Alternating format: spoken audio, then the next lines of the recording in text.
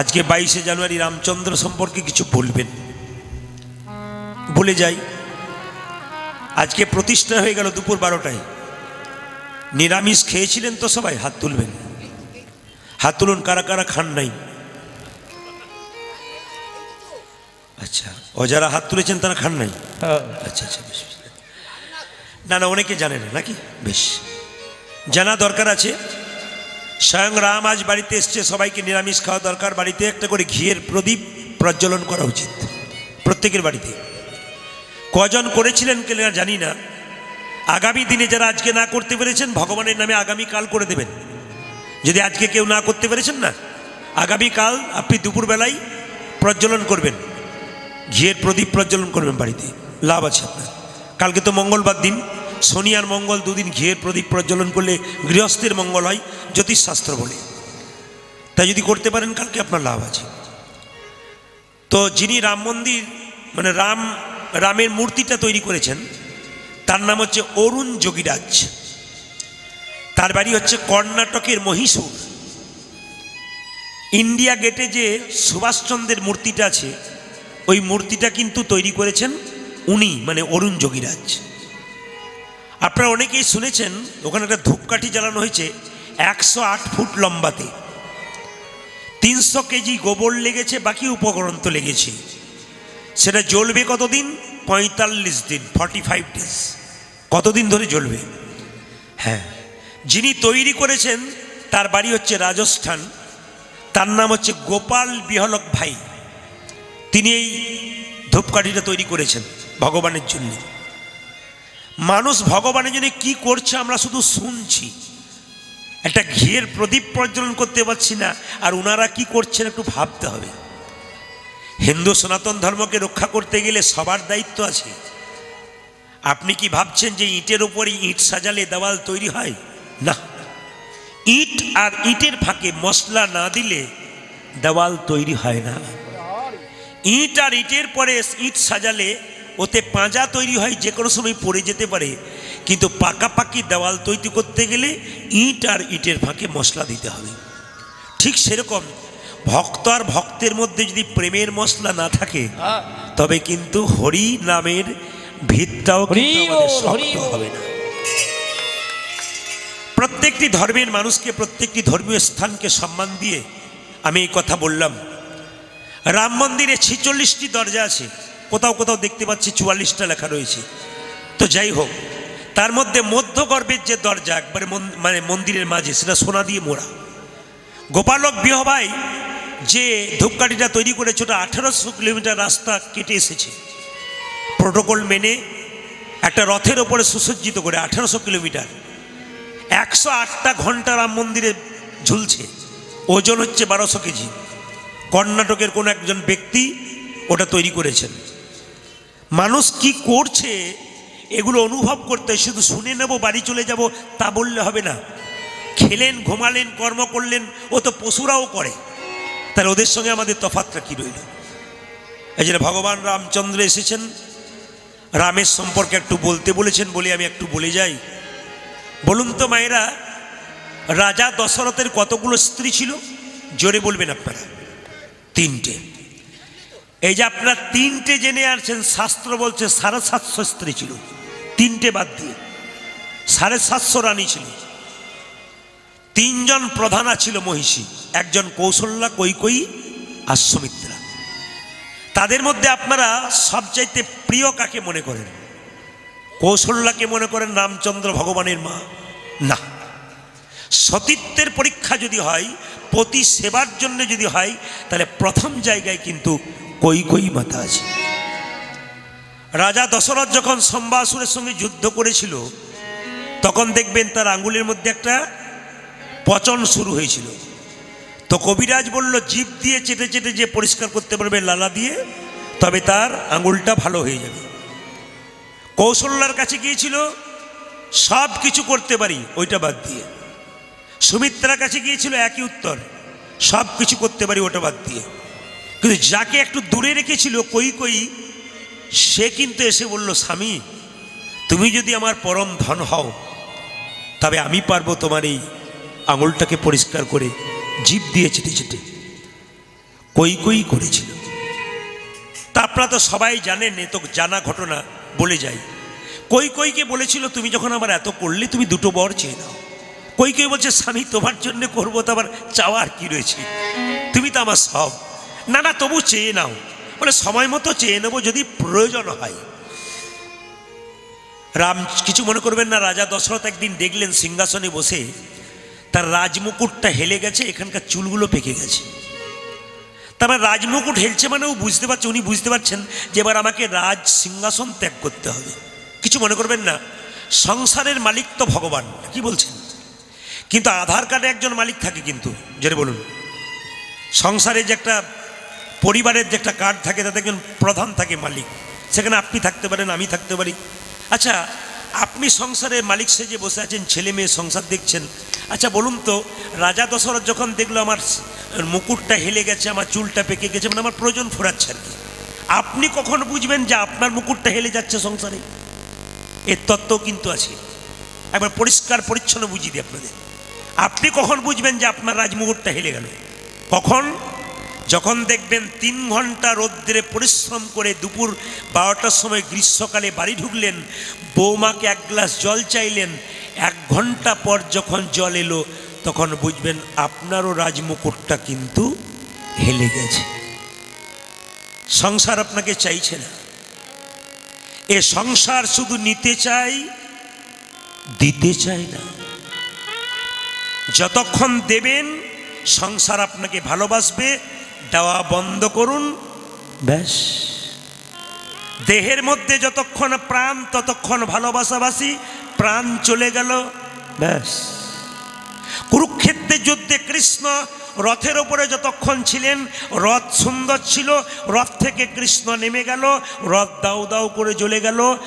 সংসার কুরুক্ষেত্রের মাটিতে এই যে আমাদের দেহরূপী রথ থেকে যখন আত্মারূপী কৃষ্ণ নেমে যাবে, চিতাতে আমাদের দেহটাকে জল জল করে জ্বালিয়ে দেওয়া হবে। একবারে প্রমাণ, পরিষ্কার প্রমাণ। জেনে যাবেন, কীর্তন শুনবেন, শুধু জানবেন, বুঝবেন, শিখবেন, বাড়ি যাবেন, চৈতন্য জাগাবেন। আমি কি করলাম মানুষ কুলে জন্ম নিয়ে? কথা যদি বলতে হয় তাহলে তো কথাতেই লীলা শেষ হয়ে যাবে, তবু আমি ছোট ছোট করে বলি। তো বলল যে তাহলে এক কাজ করি, রামকে রাজা করব, রাজ্যাভিষেক হবে রামের। যেদিন রাজ্যাভিষেক হবে তার আগের দিনে কিন্তু বেশ কয়েকদিন থেকে একটা মেয়ে তার কানের মধ্যে বিষ ঢালছিল। বলুন তো মায়েরা, ওই মেয়েটা কে হতে পারে? মায়েরা বলুন, ওই মেয়েটা কে হতে পারে? বলে জানি, সবই বলবো না, ঘরে যাবেন তখন বলে দেবো, তার আগে বলবো না। সেই মেয়েটির না, এমনভাবে বলছেন যেন আপনাদের পাড়ার লোক বোধহয় মন্থরা। না না, জেনে নিন। কুজি মন্থরা কানের মধ্যে, কই রাম রাজা হবে তো তোরা তো আনন্দের কিসের? কি জন্যে মালা গাচ্ছিস? বলে রামকে বরাবর। চুকাত, রাম রাজা হবে তোর কি গেল? কৌশল্যা রাজমাতা হবে, তুই তো ভিখারি নবি। কি করব? এক কাজ কর, রাজা দশরথের সেবা করেছিলি না, 2 বর পাওনা ছিল, চেয়ে নে। 1 বরে রামচন্দ্রের 14 বছরের বনবাস, 1 বরে পুত্র ভরতের সিংহাসন লাভ। ভগবান রামকে মর্যাদা পুরুষোত্তম বলা হয়েছে কেন বলুন তো? রামের কাছ থেকে শিখতে হবে ভাইকে কেমন ভালোবাসতে হয়, বাবা মাকে কেমন ভালোবাসতে হয়, সংসারকে সুন্দর করে রাখতে হয় কেমন করে, একমাত্র রাম শিখিয়ে দিয়েছে। রামের চরিত্র যদি ঘাঁটেন তাহলে দেখতে পাবেন এর মধ্যে কত শিক্ষণীয় বিষয় আছে। কিন্তু সবচাইতে দুঃখের ব্যাপার, আমাদের এখনকার সময় আমরা যে পরিস্থিতিতে পৌঁছাচ্ছি তাতে ভগবানের নামের সম্পর্কে কু মন্তব্য হচ্ছে, শাস্ত্র সম্পর্কে মন্তব্য হচ্ছে, শাস্ত্রের নিন্দা হচ্ছে, মালার নিন্দা হচ্ছে, বৈষ্ণবের নিন্দা হচ্ছে, তিলকের নিন্দা হচ্ছে। আমরা যাব কোথায়? অথচ আমরা সেগুলো বসে বসে হাঁ করে শুনছি।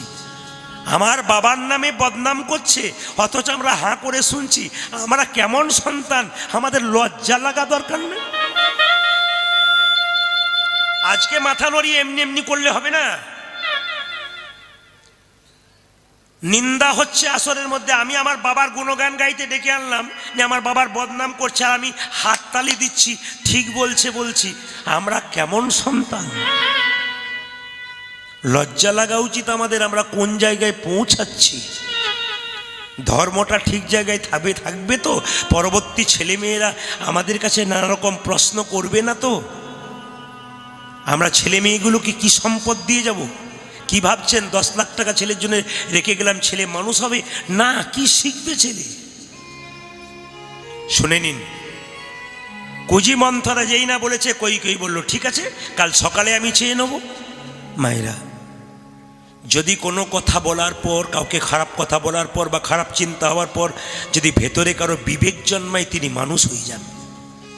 আমি যদি আপনাকে দুটো খারাপ কথা বলি, তারপর যদি বাড়িতে গিয়ে বললাম ওনাকে বললাম কেন, বলা তো আমার ঠিক হয়নি, এই বিবেক বোধ যার মধ্যে আছে তিনি মানুষ হয়ে গেছেন। আর যদি মনে করে বলেছি ভালো করেছি আরো বলবো, ওকে আরো বলবো, বুঝে নেবেন আপনি মানুষ হচ্ছেন না, আপনি অমানুষ হয়ে যাচ্ছেন। কই কিন্তু সেরকম মা নয়, বারবার বিষ ঢেলেছে কে মন্থরা। কিছু মনে করবেন না, আমাদের সংসারও কিন্তু মন্থর আছে। আপনি সংসারটা ভালো চালাচ্ছেন, সবাইকে গুছিয়ে রাখছেন, স্বামী পুত্র কন্যা দেবর সবাইকে একসঙ্গে রেখেছেন, তখন দেখবেন আপনার কানে একজন বিষ ঢালতে এসছে। তোর অত খাটবার কি দরকার আছে? সংসারের জন্য মরবি, ওরা বসে বসে খাচ্ছে। তার মানে আপনার কানে বিষ ঢালছে। পণ্ডিত বললেন সংসারে কেউ যদি বিষ খায় তাহলে হসপিটালে গিয়ে বাঁচার চান্স আছে, কিন্তু কানে যদি কেউ বিষ নেয় তবে তার গোটা সংসারটা নষ্ট হবার চান্স আছে। এই সংসারের মধ্যে বিষ নেবেন না মা, অমৃত নিন যেন আপনার সংসার সুন্দর হয়। কথাগুলো খুব ইম্পর্টেন্ট কথা, জানা কথা, কিন্তু ওই জানার মধ্যে মাঝে মাঝে যে ফাঁকে কথাগুলো বলবো ওগুলো নিয়ে নেবেন আপনারা। যেমন আমি বললাম বিষ নেবেন না, অমৃত নেবেন, জীবন সুন্দর হবে, সুখের হবে, আনন্দের হবে। আপনি বুঝতে পারবেন না আমার জীবন কেমন হয়ে গেল। জেনে নিন 2, এইদিকে যখন রামচন্দ্র অন্তর্যামী জানতে পারলো যে কই মা আমার 14 বছরে বনবাস চাইবে, রাত্রি 12টা পর্যন্ত কই ঘুমায় নাই। আমি সকালবেলায় কি করে রামের বনবাস চাইব? রামকে জন্ম দিতে পারি নাই, কিন্তু আমি মা বলে তো আমাকে ডাকে, আমি তো মা হতে পেরেছি। ভগবান সব সইতে পারে, চোখের জল সইতে পারে। অন্তর্যামী ভগবান রামচন্দ্র দরজায় ধাক্কা দিলেন রাত্রি 12টায়। কে? মা। কে তুই? দরজা খোলো, আমি রাম। তুই এলি কেন বাবা? তুমি কাল সকালে বলতে পারবে না বলে বারবার তোমার বিবেকটা ধাক্কা দিচ্ছিল, তাই তোমাকে জাগিয়ে দিতে এলাম। তুমি যদি আমার 14 বছরের বনবাস না চাও, বনে কত ভক্ত আমার জন্য অপেক্ষা করছে, আমার চরণ পাবার জন্য কত সাধুগুরু বৈষ্ণব হেট মন্দে ঊর্ধ্ব পদে আমার চরণ পাবার জন্য অপেক্ষা করছে। আমি যদি না যাই তবে যে তাদের কৃপা হবে না। কই মা, তুমি সকালবেলায় আমার 14 বছরের বনবাস পুত্র ভরতের সিংহাসন লাভ চেয়ে নিও। তবে কথা দিলাম মা, 14 বছর পর যখন বনবাস থেকে ফিরে আসবো, তোমরা 3 জন মা আমাকে আনতে যাবে। প্রথম প্রণাম করব তোমার চরণে, কারণ তোমার জন্য সাধুগুরু বৈষ্ণব উদ্ধার হয়ে গেছে। তাকিয়ে দেখুন কত ইম্পর্টেন্ট কথা। সকালবেলায় কিন্তু বনবাস চাইলো, পুত্র ভরতের সিংহাসন লাভ চাইলো, কিন্তু তখন ভরত ছিল মামার বাড়িতে, ফেরে নাই।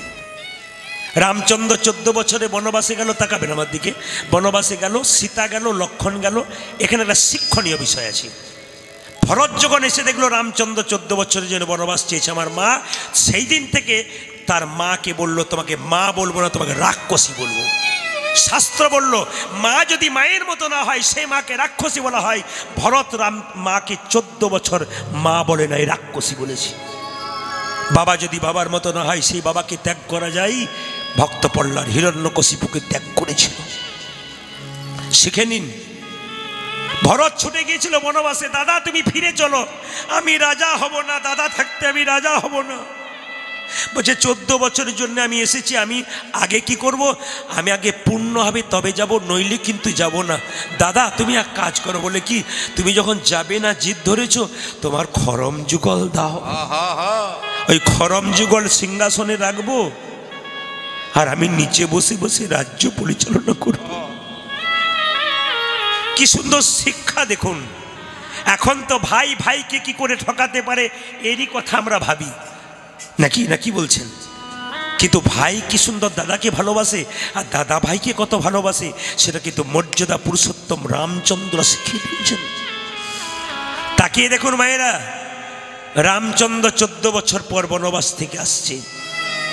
বিমাতা কই যেদিন থেকে রামচন্দ্রকে বনবাসে পাঠিয়েছে সেদিন থেকে কাঁদছিল। কেন? ওরে রাম, তুই যখন 14 বছর পর বনবাস থেকে আসবি, আমি এক হাতে নেব বিষের ভাণ্ড, এক হাতে নেব নবনীর ভাণ্ড। যদি তুই মা বলে ডাকিস, নবনীর ভাণ্ড তোর মুখে তুলে দেবো, আর মা বলে না ডাকলে বিষের ভাণ্ড আমার মুখে তুলে দিয়ে তোর চরণতলে প্রাণ বিসর্জন করব। দুরিকা দেবী কৃষ্ণমণ্ডল কৃষ্ণ ভজন করে, কিন্তু একদিন কৃষ্ণমণ্ডল কৃষ্ণকে কোলে নিয়ে মায়েরা এক জায়গা থেকে এক জায়গায় নামাতে যাবে, আর কৃষ্ণের পাটা ভেঙে গেল। বলুন আপনারা এখানে যারা বসে আছেন, ভগবানের মূর্তি যদি ভেঙে যায় বা ফেটে যায়, তবে সেই মূর্তি কি ব্যবহার করা যায়? জোরে বলুন হ্যাঁ না না। আপনারা বলছেন যায়, কিন্তু বিভিন্ন জায়গায় দেখতে পাচ্ছি আমরা পড়াশুনো করে, যে মূর্তি যদি ফেটে যায় বা ভেঙে যায়, সেই মূর্তিকে চেঞ্জ করে নতুন মূর্তি আনতে হয়। বলে দিই আমি আপনার সমাধানটা করে দেব। কিন্তু রামকৃষ্ণ পরমহংসদেব বলে দিলেন যত মত তত পথ। আপনাদের সামনে দক্ষিণেশ্বর আছেন, এদিকে তাকাবেন। অনেকে দেখবেন ভাঙা মূর্তি পুজো করে না, মূর্তি ভেঙে গেলে ফেটে গেলে পুজো করে না। তো সামনেই কিন্তু আপনাদের দক্ষিণেশ্বরে মন্দির আছে, মা কালীর মন্দির। দেখবেন তার মন্দিরের পাশেই দেখবেন রাধাকৃষ্ণের মূর্তি আছে, ওখানে পুজো হয়, তারপর কালী পুজো হয়। তো ওইখানে একদিন রানী রাসমণি রাধাকৃষ্ণকে তুলতে গিয়ে কৃষ্ণের পাটা ভেঙে গিয়েছিল। সঙ্গে সঙ্গে রানী রাসমণি বলল, ভাঙা মূর্তি তো রাখা যাবে না, এই মূর্তিটাকে গঙ্গার জলে ফেলে দিই। রামকৃষ্ণদেব রানী রাসমণিকে বলেছিল, মা তুমি যে কৃষ্ণকে গঙ্গা জলে ফেলতে যাচ্ছ, কৃষ্ণের পাটা ভেঙে গেছে বলে, তোমার 4টে ছেলে ধরো, একটা ছেলের পা ভেঙে গেল, তুমি কি গঙ্গা জলে ভাসিয়ে দিবি? রানী রাসমণি সেদিন থেকে বলল, না রে, ঠাকুর যা বলেছে খুব দামি কথা বলেছে। সেই ঠাকুরের কথা এখনো পর্যন্ত ঠাকুর পাটা জুড়িয়ে দিয়েছিল কৃষ্ণের, আর সেই কৃষ্ণ পুজো এখনো পর্যন্ত দক্ষিণেশ্বর হচ্ছে, আপনারা দেখে আসবেন। তো কৃষ্ণমণ্ডল আর দুরিকা দেবী বাড়িতে আছে, মা কৃষ্ণ ভজন করে, কিন্তু এত অভাব, একবেলা খেতে পাই একবেলা খেতে পাই না। তো দুরিকা দেবী কৃষ্ণমণ্ডলকে প্রশ্ন করছে, স্বামী, বলে কি, যারা কৃষ্ণ নাম করে হরিনাম করে তাদের ঘরে চাল ফুটে জল ফরে কেন? তাদের ছেঁড়া জামা হয় কেন? তাদের ছেলে মেয়ের অসুখ হয় কেন? তারা ভিখারির মতো ঘুরে বেড়ায় কেন? কিন্তু যারা হরিনাম করে না, মস্তানি করে, লোক ঠকায়, লোকের কেড়ে নেয়, 2 নম্বরই করে, অন্যায় করে, ওদের কেন বুক ফুলিয়ে ঘুরে বেড়ায়, কিচ্ছু হয় না? খুব ভাইটাল প্রশ্ন। কিন্তু যারা এখানে বসে আছেন, কৃষ্ণ ভক্ত মানুষ যারা আছেন, দাদা ভাইরা যারা আছেন, চুপ করে শুনবেন মন দিয়ে। যারা হরিনাম করে, কৃষ্ণ নাম করে, ভিখারি হয়ে যায়, কাঙাল হয়ে যায়, বাড়ির চাল ফুটে জল পড়ে, ছেঁড়া জামা পড়ে, কিন্তু যারা 2 নম্বরই করছে, অন্যায় করছে, লোক ঠকাচ্ছে, তারা বুক ফুলিয়ে ঘুরে বেড়াচ্ছে কেন? এ সদুত্তর শুনুন। মানুষ জন্মাবার পরে ভগবান তাকে 2টো কলসি দিয়েছে, একটা পাপের কলসি, একটি পুণ্যের কলসি। যারা লোক ঠকাচ্ছে, মারছে, অন্যায় করছে, 2 নম্বরই করছে, জেনে নেবেন এদের এখনো পাপের কলসিটা পূর্ণ হয় নাই। দুর্যোধনের মতো রাজ্য ছেড়ে একদিন পথের ভিখারি হতে হবে, নিজের চোখে দেখবেন। অনেক প্রমাণ পৃথিবীতে দেখতে পাচ্ছেন, গাড়ি বাড়ি টাকা পয়সা সব হলো, শেষে পথের ভিখারি হয়ে বসে রইল। প্রমাণ আপনারা পাচ্ছেন, আমাকে আর ভেঙে বলার কিছু দরকার হবে না আপনাদের কাছে। অন্যায়ের জিনিস থাকে না, তবু আমরা অন্যায় করি। আমার দিকে তাকাবেন। কিন্তু যারা কষ্ট পাচ্ছে, হরিনাম করে, কষ্ট পায়, চাল ফুটে জল পড়ে, তাদের এত কষ্ট কেন? কষ্ট নয়, আনন্দ। যে পড়াশুনো করে তাকেই তো পরীক্ষা দিতে হয় বাবা, যে পড়াশুনো করে না তাকে পরীক্ষা দিতে হয় না, যে ভগবানের নাম করে তাকেই তো পরীক্ষা দিতে হয়। তবে আপনার পুণ্যের কলসিটা এখনো পূর্ণ হয় নাই, যেদিন পূর্ণ হবে সেদিন পরমানন্দ ভগবান শ্রীকৃষ্ণের চরণ লাভ করতে পারে। কৃষ্ণমণ্ডলকে দুরিকা দেবী বলছে, স্বামী তোমার বন্ধু নাকি কৃষ্ণ দ্বারকার রাজা, তার কাছে একবার যাও, অভাবের কথা বলো। কৃষ্ণমণ্ডল সঙ্গে সঙ্গে বলে উঠলো, শোনো দুরিকা, তোমার সঙ্গে সব জায়গায় মিল আছে, ওই জায়গায় মিল হয় না। বলে কেন? ভগবানের কাছে চাইতে নেই গো, যে চাই সে অল্প পাই, আর যে চাই না এত পাই ভাবতে পারে না। কৃষ্ণর কাছে সুদামা গিয়েছিল, কদিন ছিল জানেন? 10 দিন ছিল। তো কৃষ্ণ বারবার চেষ্টা করেছিল সুদামার কাছে বার করবার, সুদামা তুই কেমন আছিস, ভালো আছিস তো, তোর স্ত্রী ভালো আছে তো, বাড়িঘর ঠিক আছে তো? সুদামা বারবার বলেছে যে আরে বাবা, আমি যা ছিলাম তোকে পেয়ে তো আমি আরো ভালো আছি, দারুণ আনন্দে আছি। একবারও সুদামা বলছে না আমার স্ত্রী ভিখারিনী হয়েছে, আমার ঘরে জল পড়ে, আমার বড় অভাব, একবেলা খেতে একবারও বলছে না। আর আমরা মন্দিরে গিয়ে ভগবানের কাছে এত পাচ্ছি, তাও বলছি আরো দাও, আরো দাও, আরো দাও। সুদামার কাছ থেকে শিখে নিন কি শিক্ষা দিচ্ছে। একবারও গোবিন্দকে বললো না আমার এত অভাব, আমার স্ত্রী ভিখারির মতো ঘুরে বেড়াই। ভগবান মনে মনে ভাবলো, সুদামারি, এ জগতে যে আমার কাছে চাই সে অল্প পাই, আর যে পাই চাই না এত পাই, সে ভাবতে পারে না। তবে সুদামা, তুই যখন আমার কাছে কিছু চাইলি না, তবে তুই যখন বাড়ি ফিরে যাবি দেখতে পাবি তোর যে কুঁড়ে ঘরটা আছে ওটা রাজবাড়ি হয়ে গেছে ভাই। আর তোর স্ত্রী যে ভিখারিনী ছিল, বাড়িতে গিয়ে দেখবি রাজরানী হয়ে বসে আছে। ভগবানের কাছে চাইতে নেই গো, শুধু 2 ফোঁটা চোখের জল দিতে। সংসারের জন্য কেঁদো না মা, কাঁদবে যদি ভগবানের জন্য কাঁদো। ছেলের জন্য কাঁদবে, মেয়ের জন্য কাঁদবে, শেষে ছেলে মেয়ে প্রশ্ন করবে তুমি আমার জন্য করেছ কি? তখন আপনি ভাববেন যার জন্য করি চুরি সে কিনা বলে চোর। সন্ধ্যাবেলায় মন্দিরে বসে কৃষ্ণের কাছে যদি 2 ফোঁটা চোখের জল ফেলেন, ভগবান মনে মনে ভাবে তুমি যে কাঁদছো না, এতে তোমার সুখ হবে, দুঃখ নয়। তোমার চোখের জল চোখের কোণ দিয়ে পড়বে না, মাঝ দিয়ে পড়বে, আমি তোমার হয়ে যাব। ওই জন্য ভগবানের কাছে কাঁদতে হয়। একটা জায়গায় আমি প্রতি বছর গান করতে যেতাম, দিদি ভাইয়েরা যেমন সামনে বসে আছেন, ওরকম একজন মেয়ে সামনে কাটা পোশাক পরে কীর্তন শুনতো। 4 বছর ধরে দেখলাম কাটা পোশাক পরে সামনে বসে আছে, একবারে কীর্তন শুনছে। আধুনিকা মেয়ে সামনে বসে হাত তোলে, সব কিছু করে, কিন্তু দৃষ্টিকটু। আমার খালি মনে হয় এই মেয়েটা কেন সামনে বসে, পেছনে বসতে পারে না? আমার কীর্তনে ভাবটা নষ্ট হয়ে যায়। এ খালি সামনেই বসে, এইটুকু সিঁদুর, হাতে শাখা নেই, হ্যাঁ, আধুনিকা মেয়ে খাটো খাটো পোশাক পরে বসে আছে, খুব বিরক্ত হয়। আপনার চমকে যাবেন, 4 বছর ধরে দেখলাম। 2 বছর ওই এলাকায় যাইনি, 3 বছর পর যখন গেলাম আমি মেয়েটাকে চিনতে পারি নাই।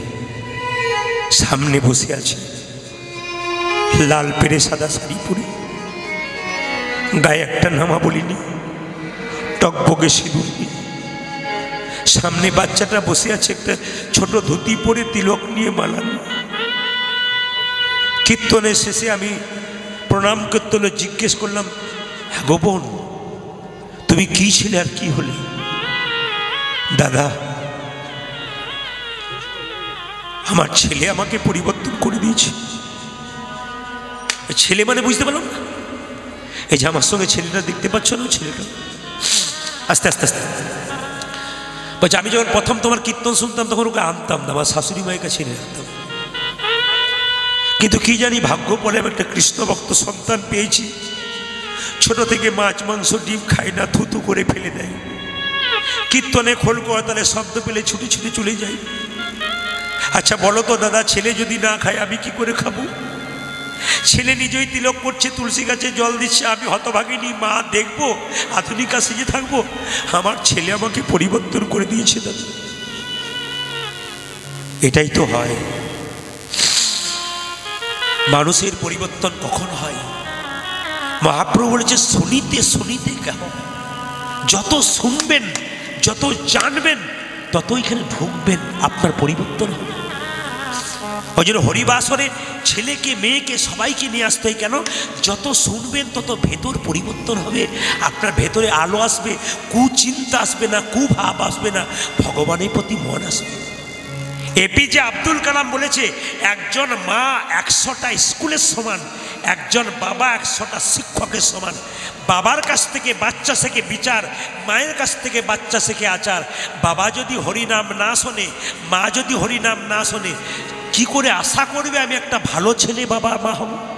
হতে পারবেন না। তাই যারা কীর্তন শুনছেন দাঁড়িয়ে, তাদের কাছে আমার নিবেদন রইল, হরিনাম যেখানে হবে শুনবেন, বসবেন। কেন?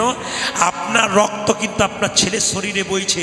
আপনি যেদিন চলে যাবেন দেখবেন আপনার ছেলে কৃষ্ণ ভক্ত হয়ে গেছে। মৃত্যুর আগে শান্তিতে মরতে পারবেন, আমার ছেলে চোর হয় নাই, ডাকাত হয় নাই, একটা কৃষ্ণ ভক্ত সন্তানের মা হতে পেরেছে। এই অনুভব ভেতরে নিয়ে মরতে পারবেন। আগেকার যুগের মায়েদের 3টে 4টা করে বাচ্চা হতো। একটা 2 বছরে, একটা 4 বছরে, একটা 6 বছরে একটা বাচ্চা করলে ছেলেগুলো খুব কান্নাকাটি করতো। মা রান্না বান্না করতে পারতো না, কাজ করতে পারতো না। কোনো একটা ছেলেকে একটা খেলনা দিয়ে ভুলিয়ে রাখতো, একটা মিষ্টি দিয়ে কাউকে ভুলিয়ে রাখতো, একটা লাটু দিয়ে ভুলিয়ে রাখতো, কিছু দিয়ে ভুলিয়ে রাখতো। ছেলেগুলো নিজে নিজে সব ভুলে আছে। হঠাৎ যে ছেলেটা ওর মধ্যে মা বলে কেঁদে উঠতো, মা কিন্তু তাকে গিয়েই আগে কোলে নিত। ভগবান আমাদের কি করেছে? কাউকে সুন্দর স্ত্রী দিয়ে ভুলিয়েছে, কাউকে গাড়ি দিয়ে ভুলিয়েছে, কাউকে বাড়ি দিয়ে ভুলিয়েছে, কাউকে টাকা দিয়ে ভুলিয়েছে। এর মধ্যে থেকে যে একবার হাকিস্ত প্রাণ গোবিন্দ বলে কাঁদতে পেরেছে, ভগবান তাকে। আসল জায়গা তো আমাদের নয়, ওই জায়গার কথাই তো আপনাকে ভাবতে হবে। একটু ভেবে দেখুন, আগেকার গরিবের মেয়েরা বড়লোকের বাড়িতে কাজ করতে যেত। নিজের 3 বছরের বাচ্চাটা বলতো, মা তুমি কোথায় যাবে? বলে বড়লোকের বাড়িতে কাজ করতে। কেন যাবে? তোর পেটের জন্যে বাবা, তুই যাতে পেট ভরে খেতে পারিস, ভালোভাবে জীবনযাপন করতে পারিস। নিজের 3 বছর ছেলেটাকে ধুলোতে নামিয়ে দিয়ে বলতো, 3টের সময় আমি আসবো, খাবার নিয়ে তুই খাবি। আমি বড়লোকের বাড়ি চললাম। বড়লোকের বাড়িতে গিয়ে ওই নিজের 3 বছরের ছেলের মতো ওদের বাড়িতে একটা ছেলে আছে, ওই ছেলেটাকে কোলে করে নাচায়, খেলা করায়, স্নান করিয়ে দেয়, তেল মাখিয়ে দেয়, সাবান মাখিয়ে দেয়, নিজের হাতে খাইয়ে দেয় ওই কাজের মেয়েটা। বলুন তো মা, যতই কাজের মেয়েটা ওই বড়লোকের বাড়ির ছেলেটাকে স্নান করা, খাওয়া, তেল মাখা, মনটা কিন্তু তার ওই ধুলোতে পড়া ছেলেটার দিকেই থেকে যায়। আপনি গাড়ি বাড়ি টাকা পয়সা নিয়ে যতই ভুলে থাকুন না কেন, মন যদি আপনার ওখানে থাকে তাহলে আপনার কাজ হয়ে যাবে। রামকৃষ্ণ দেব বলেছেন, মন হচ্ছে মাছির মতো। মাছি কখনো নর্দমাতে বসে, আবার মাছি কখনো মিষ্টির দোকানে বসে। ওরে মন মাছি, বসাবি তো নর্দমাতে, আন কথা কুকথায় বসাবি কেন? বসাবি তো বসা ভগবানের নামের মিষ্টিতে বসা। যতই মনটাকে ভগবানের নামের মিষ্টিতে বসাবেন তত লাভ আছে। আপনারা কি ভাবছেন কীর্তন শুনলে কি হয়? লাভ হয়, আপনার লাভ নয়, নিজের ছেলে মেয়ে সংসারের লাভ হয়। আমাদেরকে ও দিদি ভাই, আমাদেরকে অনেকে বলে, অনেক বাজারে বড় বড় বাজারে গান হয়, তো বাজার বন্ধ থাকে না, তো অনেকে বলা বলি করে কমিটিকে, দাদা এই রবিবার দিন গান হলে আমরা যেতাম। বলে কেন? একদিকে অফিসের ছুটি আছে, একদিকে আমাদের বাজার বন্ধ। সেদিন দেখতেন আরও ভিড় হতো, যা হয়েছে তার ডবল হয়ে যেত, আমরা যেতে পারতাম। আজকে পারলাম না, কারণ রবিবার দিন হলে পারবো, বাকি দিন পারবো না। আচ্ছা বলুন তোমা, লোকটা যে বলছে আমি রবিবার দিন যেতে পারতাম, বাকি দিন পারতাম না, সে যদি বুধবার দিন বিপদে পড়ে, নিয়ে ভগবানকে ডাকে, হে গোবিন্দ দেখা দাও, তখন ভগবান যদি বলে, তোর তো বুধবার দিন, তোর তো রবিবার দিন বটে, বুধবার দিন নয়, আমি আজকে যাব কেন? ভগবানকে ডাকার আবার সময় আছে নাকি? মহাপ্রভু নিজের মুখে বলেছেন, খাইতে শুইতে যথা তথা সব জায়গায় ভগবানকে ডাকা যায়। মায়েরা, এই জন্য প্রত্যেকের কাছে নিবেদন রইল, গুরুকরণ করতে হবে। গুরু হচ্ছে 2 প্রকার, একটা দীক্ষা, একটা শিক্ষা। দীক্ষা গুরু নিলে কি, দীক্ষা মন্ত্র নিলে কি হবে? কৃষ্ণকে জানা হবে। আর শিক্ষা নিলে কি হবে? রাধাকে জানা হবে। এই জন্য যারা দীক্ষা নিয়েছেন তারা কৃষ্ণ জানছেন। দেহতত্ত্বের ব্যাপার যদি জানতে হয়, রাধাকে জানতে হয়, রাধাতত্ত্ব জানতে হয়, তবে আপনাকে শিক্ষা নিতে হবে। যদি পারেন না, তাহলে কোনো শিক্ষাগুরু যদি পাকা এদিকে থাকে, তার কাছ থেকে শিক্ষা নেবেন, দেখবেন জীবন আপনার ধন্য হয়ে যাবে। তাই আপনাদেরকে বারবার বলে রাখি, যে যেখানে বসে আছেন মায়েরা, যখন আপনার গুরুমন্ত্র জপ করবেন, জপ করার পর যে ভাবছেন আপনি ফল পেয়ে গেলেন, তা নয়। যে আসনের উপরে আপনি গুরুমন্ত্র জপ করবেন, সেটা যদি কম্বলের আসন হয় সবচাইতে ভালো হয়, নইলে কুশ আসন হবে কিংবা অন্য আসন হবে, কম্বলের আসন হলে ভালো হয়। এবার আসনে বসে আপনি গুরুমন্ত্র জপ করলেন, জপ করার পর যখন উঠবেন, তখন প্রত্যেকের কাছে নিবেদন রইল, শাস্ত্র পরিষ্কার করে বলেছে যে ওই আসনটা তুলে একটু জল আসনটার নিচে দিয়ে দেবেন। সেই আসনের নিচে যে জলটা, ওটা চোখে একটু নিয়ে নেবেন, নিয়ে বলবেন, ওং সক্রাহ নমঃ। ওং সক্রায়া নম। ইউটিউবের মাধ্যমে বলে দিলাম, এটা গানটা আপনারা শুনতে পাবেন, তখন জানবেন ওং সক্রায়া নম। এবার বলে মেয়েরা তো ওং বলতে পারে না, তাহলে মেয়েরা কি বলবে? শ্রী সক্রায়া নম। বাবারা কি বলবেন? ওং সক্রায়া নম। কেন না, আপনি যে মন্ত্রটা ভজন করলেন ওটা ইন্দ্রদেব চুরি করে নিয়ে চলে যেতে পারে, ওই জন্য আপনাকে মন্ত্র ভজনকালে ওই যে আসনটার উপরে বসবেন, আসনটা তোলার পরে একটু জল দিয়ে দিতে হয়, সেই জলটা চোখের মধ্যে নিয়ে নিতে হয়। আপনারা কীর্তন কেন শুনবেন? একটা ছোট্ট প্রমাণ আপনাদের দিদি। আচ্ছা বলুন তো, বাচ্চা যখন জন্ম নেয় তখন কি খায়? আপনার কি হরলিক্স, ল্যাকটোজেন, ন্যাস্টোজেন এনেছেন কোনো দিন? বাচ্চা জন্মের পরে বাচ্চা কি খাবে? তিনি, আমরা ভাবি নাই, তিনি ভেবেছেন কে? ভগবান। মায়ের স্তনদুগ্ধে এমন মধুভাণ্ড দিয়েছে পৃথিবীর কোথাও নাই।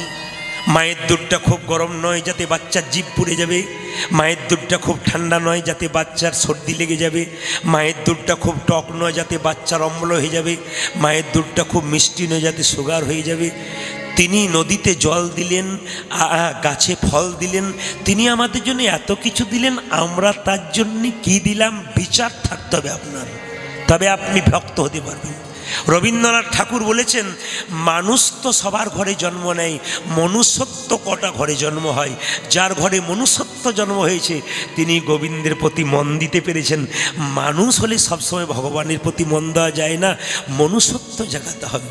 মায়েরা, করোনার সময় অক্সিজেন সিলিন্ডারে কত দাম ছিল, এখন যদি আপনি অক্সিজেনটা নিচ্ছেন ফ্রি, গোবিন্দ দিচ্ছে, এই নাকে মিটার বসিয়ে দিলে আপনি শোধ করতে পারবেন টাকাটা? দিনের বেলায় লাইট বন্ধ, একটা লাইট ভগবান দিয়ে দিয়েছে আকাশে, যদি আপনি সেই লাইটের বিলটা দিতে পারবেন? কেউ দিতে পারবেন? তাহলে তিনি আমাদের জন্য এত কিছু করলেন, আমরা তার জন্য। এর মধ্যে আবার আমাদের কত অহংকার, কি বলুন তো? আমি করি, এই যে বাড়িটা দেখছেন এটা আমার, এ ছেলে দেখছেন, মেয়ে দেখছেন, এ তো আমার, এ তো আমি, এ তো অহংকার। আমার প্রশ্ন এখানে বড় বড় পণ্ডিতের কথা, কিসের অহংকার? জন্ম কি তুমি পেয়েছো? জন্ম তোমাকে একজন দিয়েছে, সে হচ্ছে মা। তুমি যে জন্ম নিয়েছো, তোমার নামটা তুমি রেখেছো? একজন তোমার নাম রেখেছে। তুমি যে পড়াশুনো করেছো নিজে করেছো, একজন পড়িয়েছো, তুমি পড়েছো। তুমি চাকরি পেয়েছো, একজন চাকরি দিয়েছে, তবে চাকরি পেয়েছো। তুমি যেদিন শ্মশান ঘাটে যাবে সেদিন কি নিজে যেতে পারবে? সেদিনও অন্যজন নিয়ে যাবে। সব যদি অন্যের হয় তবে তোমার বলতে কি রইল? কিসের অহংকার করছেন? আপনি দক্ষিণ চব্বিশ পরগনায় বাস করছেন, আমি আজকে থাকবো কোথায়? মেদিনীপুরে। সবচাইতে বড় রেল স্টেশন কোথায় জোরে বলুন মায়েরা? সেটা হচ্ছে কোথায়? খড়গপুর। অদ্বৈত প্রভুর দ্বিতীয় জন্ম। পঞ্চতত্ত্বের ছবি দেখেন না, মহাপ্রভু, নিত্যানন্দ, অদ্বৈত, শ্রীবাস, গদাধর। আপনারা সবাই জানেন তুলসী পত্র যে 5 জনকে দেন আপনারা, অনেকে দেখবেন 5 জনকে দেয়, 5 জনকে দেওয়ার নিয়ম নয়। মহাপ্রভুর চরণে দেবেন তুলসী পত্র। কেন? ব্রজেন্দ্র নন্দন যেই শচীসুত হলো, সেই তিনি হচ্ছেন ভগবান, বলরাম হইল নিতাই।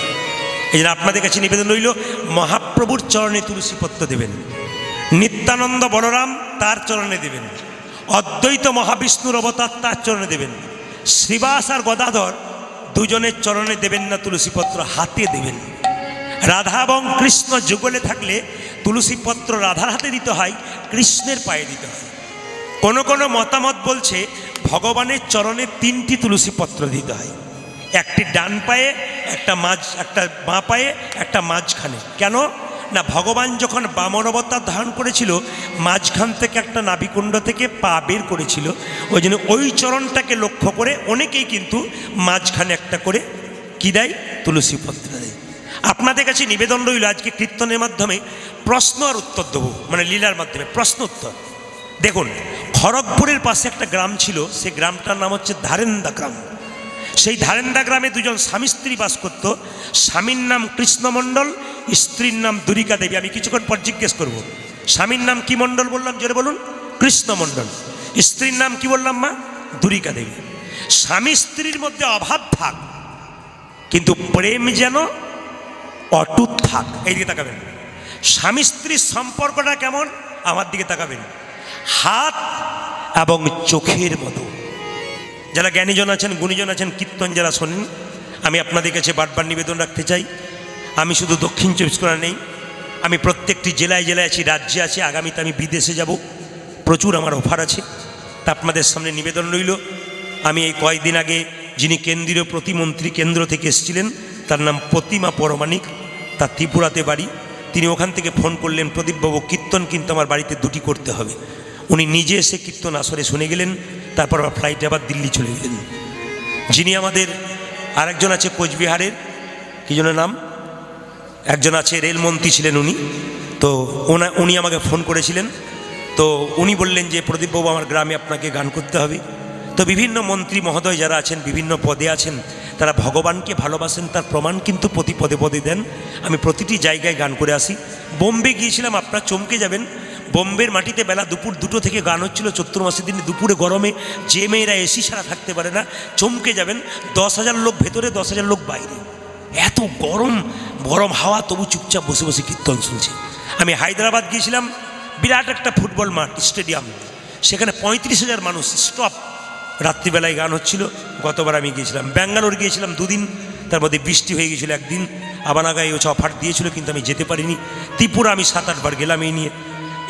পরবর্তী ক্ষেত্রে আমার বাংলাদেশ এবং আমেরিকার কানাডা এগুলো থেকে, আন্দামান দ্বীপপুঞ্জ থেকে প্রচুর চাপ আছে মানুষের কাছে ভক্তির জায়গায় পৌঁছানোর জন্যে। বারবার আহ্বান করছেন। আপনি দ্বীপের মধ্যে, জলের মধ্যে দেখবেন প্রচুর দ্বীপ আছে, দ্বীপে দ্বীপে আপনার প্রচুর ভক্ত টিভি দেখে না, শুধু আপনার কীর্তনগুলো শুনছে।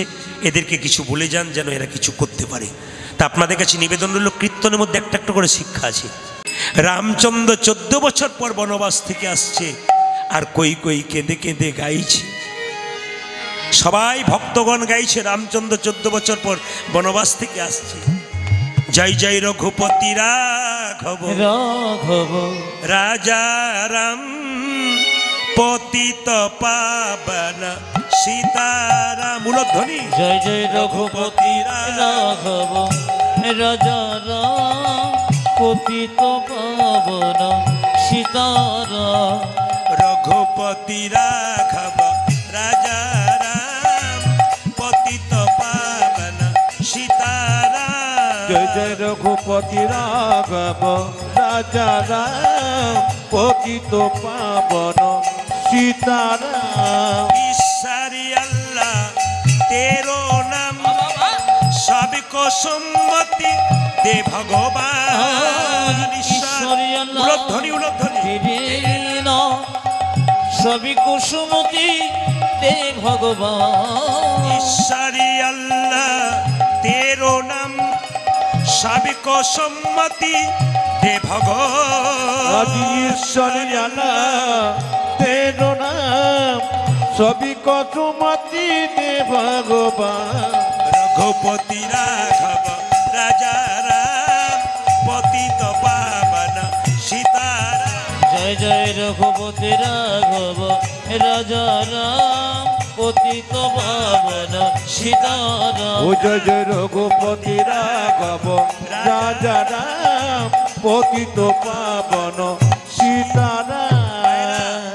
বিমাতা কই কই কোন হাতে বিষের ভাণ্ড, কোন হাতে নবনীর ভাণ্ড ছিল, জোরে বলুন। ডান হাতে নবনীর ভাণ্ড, যদি মা বলে ডাকিস তোর মুখে তুলে দেবো।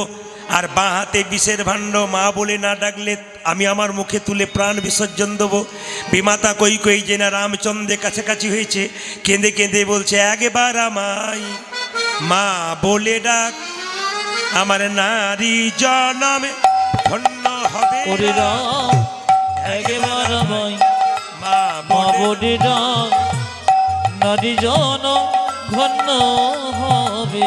একবার আমায় মা বলে ডাক, নারী জনমে ধন্য হবে। ও জয় একবার আমায় মা বলে ডাক, নারী জনম ধন্য হবে।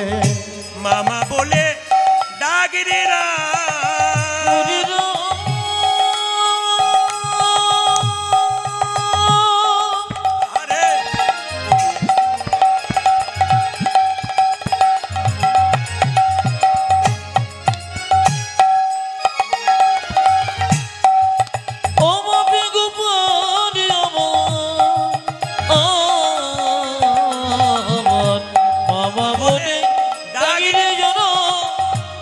আরে জনমে ধন্য হবে।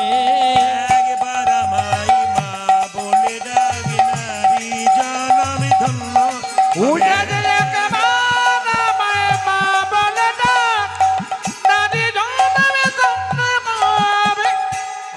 আমি রামচন্দ্র ছুটে এসে জড়িয়ে ধরল কই মাকে। এইদিকে কই মা বিষের ভাণ্ড ফেলে দিয়ে নবনীর ভাণ্ড তুলে দিলেন রামচন্দ্রের মুখে। রামকে বললেন, রাম তুই যখন আমায় মা বলে ডাকলি, কথা দে আমার গর্ভে জন্ম নিয়ে আমার স্তনদুগ্ধ পান করে তুই আমার মনোবাসনা পূর্ণ করবি। রামচন্দ্র বলল, মা গো এ যুগে তার হবে না, আগামী দা পরে আমি হব কৃষ্ণ, তুমি হবে দৈবকী। কংসের কারাগারে কৃষ্ণ রূপে জন্ম নেব, তোমার গর্ভে জন্ম নেব, তোমার দুগ্ধ আমি পান করব না। বলে কেন? যেদিন আমি 14 বছরের জন্য বনবাসে যাচ্ছিলাম, কৌশল্যা মা এক বাটি দুধ আমার মুখে তুলে দিচ্ছিল, তুমি জোর করে দুধের বাটিটা মাটিতে ফেলে দিয়েছিলে।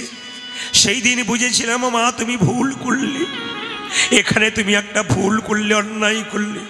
যেহেতু তুমি আমার মুখের থেকে দুধের বাটি তুলে ফেলে দিয়েছিলে, কথা দিলাম মা তোমার গর্ভে জন্ম নেব, তোমার স্তনদুগ্ধ পান করবো না।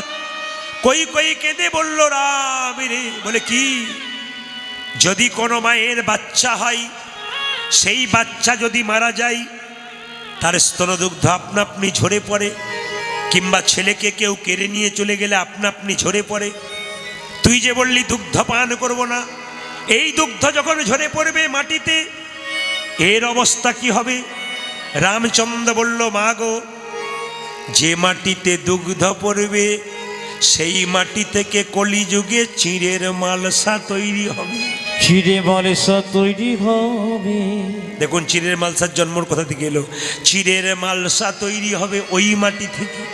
তবে তোমাকে কথা দিলাম মামা, এ যুগে হলো না, আমি কলিযুগে কি করব শোনো। বলে কি?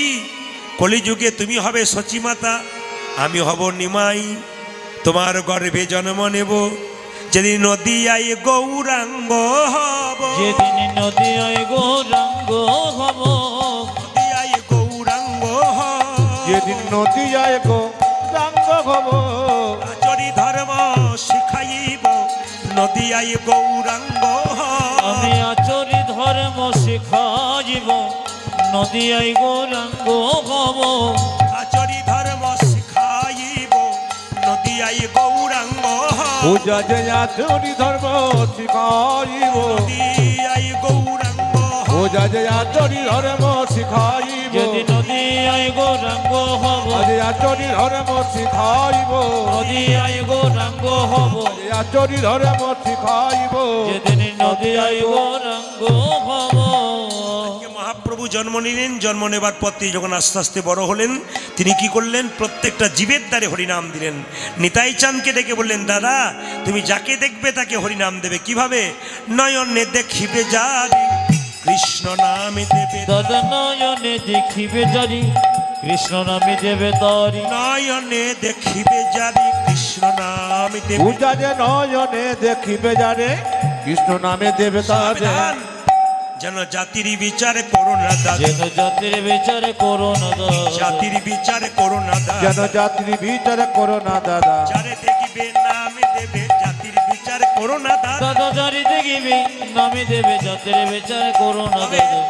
আজকে আমি খুশি দুটো কারণে। রাম জন্মভূমি আজকে মানে উদ্ধার হলো, রাম এলেন। আর দ্বিতীয় কারণ কি বলুন তো? প্রতিটি আসরে 12-14 হাজার লোক হয়, আজ একটু বেশ ছোট আসর, মজা লাগছে আর কি।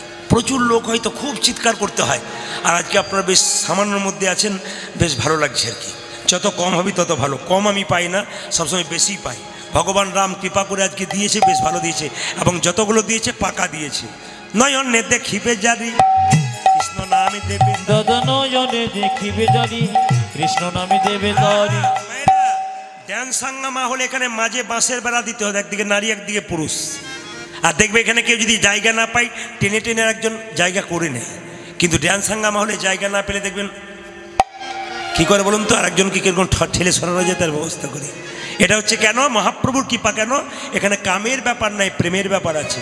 নানা জাতির বিচার করো না দাদা, যেন জাতির বিচার করো না দাদা, জাতির বিচার করো না দাদা, নানা যাত্রী বিচার করো না দাদা, যারে দেখিবে নামে দেবে, জাতির বিচার করো না দাদা, তুমি জারি দেখিবে নামে দেবে, জাতির বিচার করো না দাদা, যারে দেখিবে নামে দেবে, জাতির বিচার বিচার করো না তুমি যারা দেখিবে নামি দেবে জাতির বেচারে করো না দাদা বেশ, যাকে চোখে দেখবো তাকে নাম দেবো, যদি না নেই দাদা প্রথমে ধরিবে হাতি, যদি না চাই উলধ্বনি, দাদা প্রথমে ধরিবে হাতি যদি না চাই নাম নিতে। প্রথমে ধরিবে হাতি, যদি না চাই নাম নিতে। দাদা গো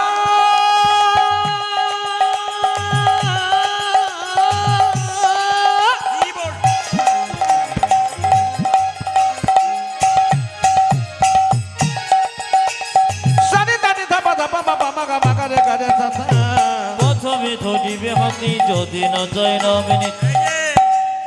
হাতে ধরে বলবে হরি, তুমি হাতে ধরে বলবে হরি, হাতে ধরে বলবে ও তুমি হাতে ধরে বলবে হরি বলাবে হরি, বলবে হরি, হাতে ধরে বলবে হরি, দাদা বলাবে হরি বলবে হরি, হাতে ধরে বলবে হরি। বলাবে হরি, বলবে হরি, হাতে ধরে বলবে ও হরি। তুমি বলবে হরি বলবে হরি হাতে ধরে বলবে হরি হরিনাম হাতে ধরার পর যদি কেউ হরিনাম না নেই শেষ উপায় কি আছে? কি আছে? ও মায়েরা, আপনার বাড়ি, আপনার পাশের বাড়ি কারোর সঙ্গে ঝগড়া হয়েছে, দাদা অনেক কথা কাটাকাটি হয়েছে, আমার বাড়িতে আজকে ভোজ, আপনার খেতে যেতে হবে। না আমি যাবো না, আপনার হাতে ধরছি চলুন। না আমি যাবো না। শেষে একটা উপায় আছে, ওটা ধরলে কিন্তু যাবে। কি বলুন তো? পাছে তারও লোটাইবে পাই, ওই দাদা গো পাশে তারো, পাছে পাছে তারো লুটাইবি পাছে তারও, পাছে তারো লোটাইবে ওই পাই। দাদা পাছে তার পাছে তার লোটা জিবে পায়ে ধরে বলবে হরি, বাড়াও বাড়াও মাইকটা বাড়াও। দাদা গো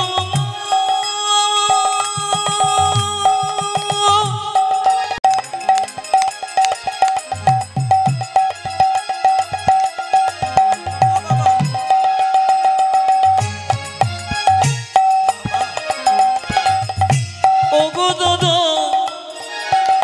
তুমি বাজে ধরে বলিবে হরি, বলাবে হরি, বলবে হরি, পায়ে ধরে বলবে হরি। ও তুমি বলাবে হরি বলিবে হরি বাজে ধরে তাই বলিবে গো ও হরি, তুমি বলাবে হরি বলিবে হরি দাদা বাজে ধরে ও বলিবে হরি, তুমি বলাবে হরি বলিবে দাদা হরি বাজে ধরে বলিবে ও দাদা হরি। পারে ধরে বলিবে হরি আজ পাছে তারো, পাছে তারো লুটাইবি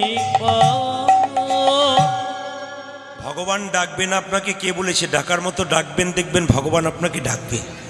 এই জন্য আপনাদের কাছে নিবেদন রইল বাবা, যে যেখানে বসে আছেন, ভগবান কৃষ্ণ গৌরূপে এলেন কলিযুগের দ্বারে।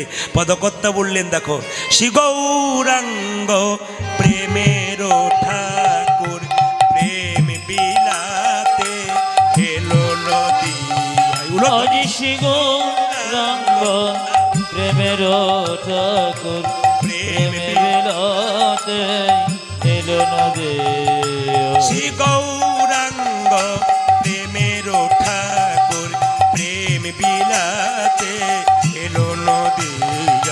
শিগোরাঙ্গ প্রেমের ঠাকুর প্রেম বিলাতে এলো নদিয়া রাধা প্রেমে করা তনু, রাধা প্রেমে গোরতন, রাধা প্রেমে করা তনু, আজ রাধা প্রেমে গড়া তনু অন্তরে যার শ্যামলাই।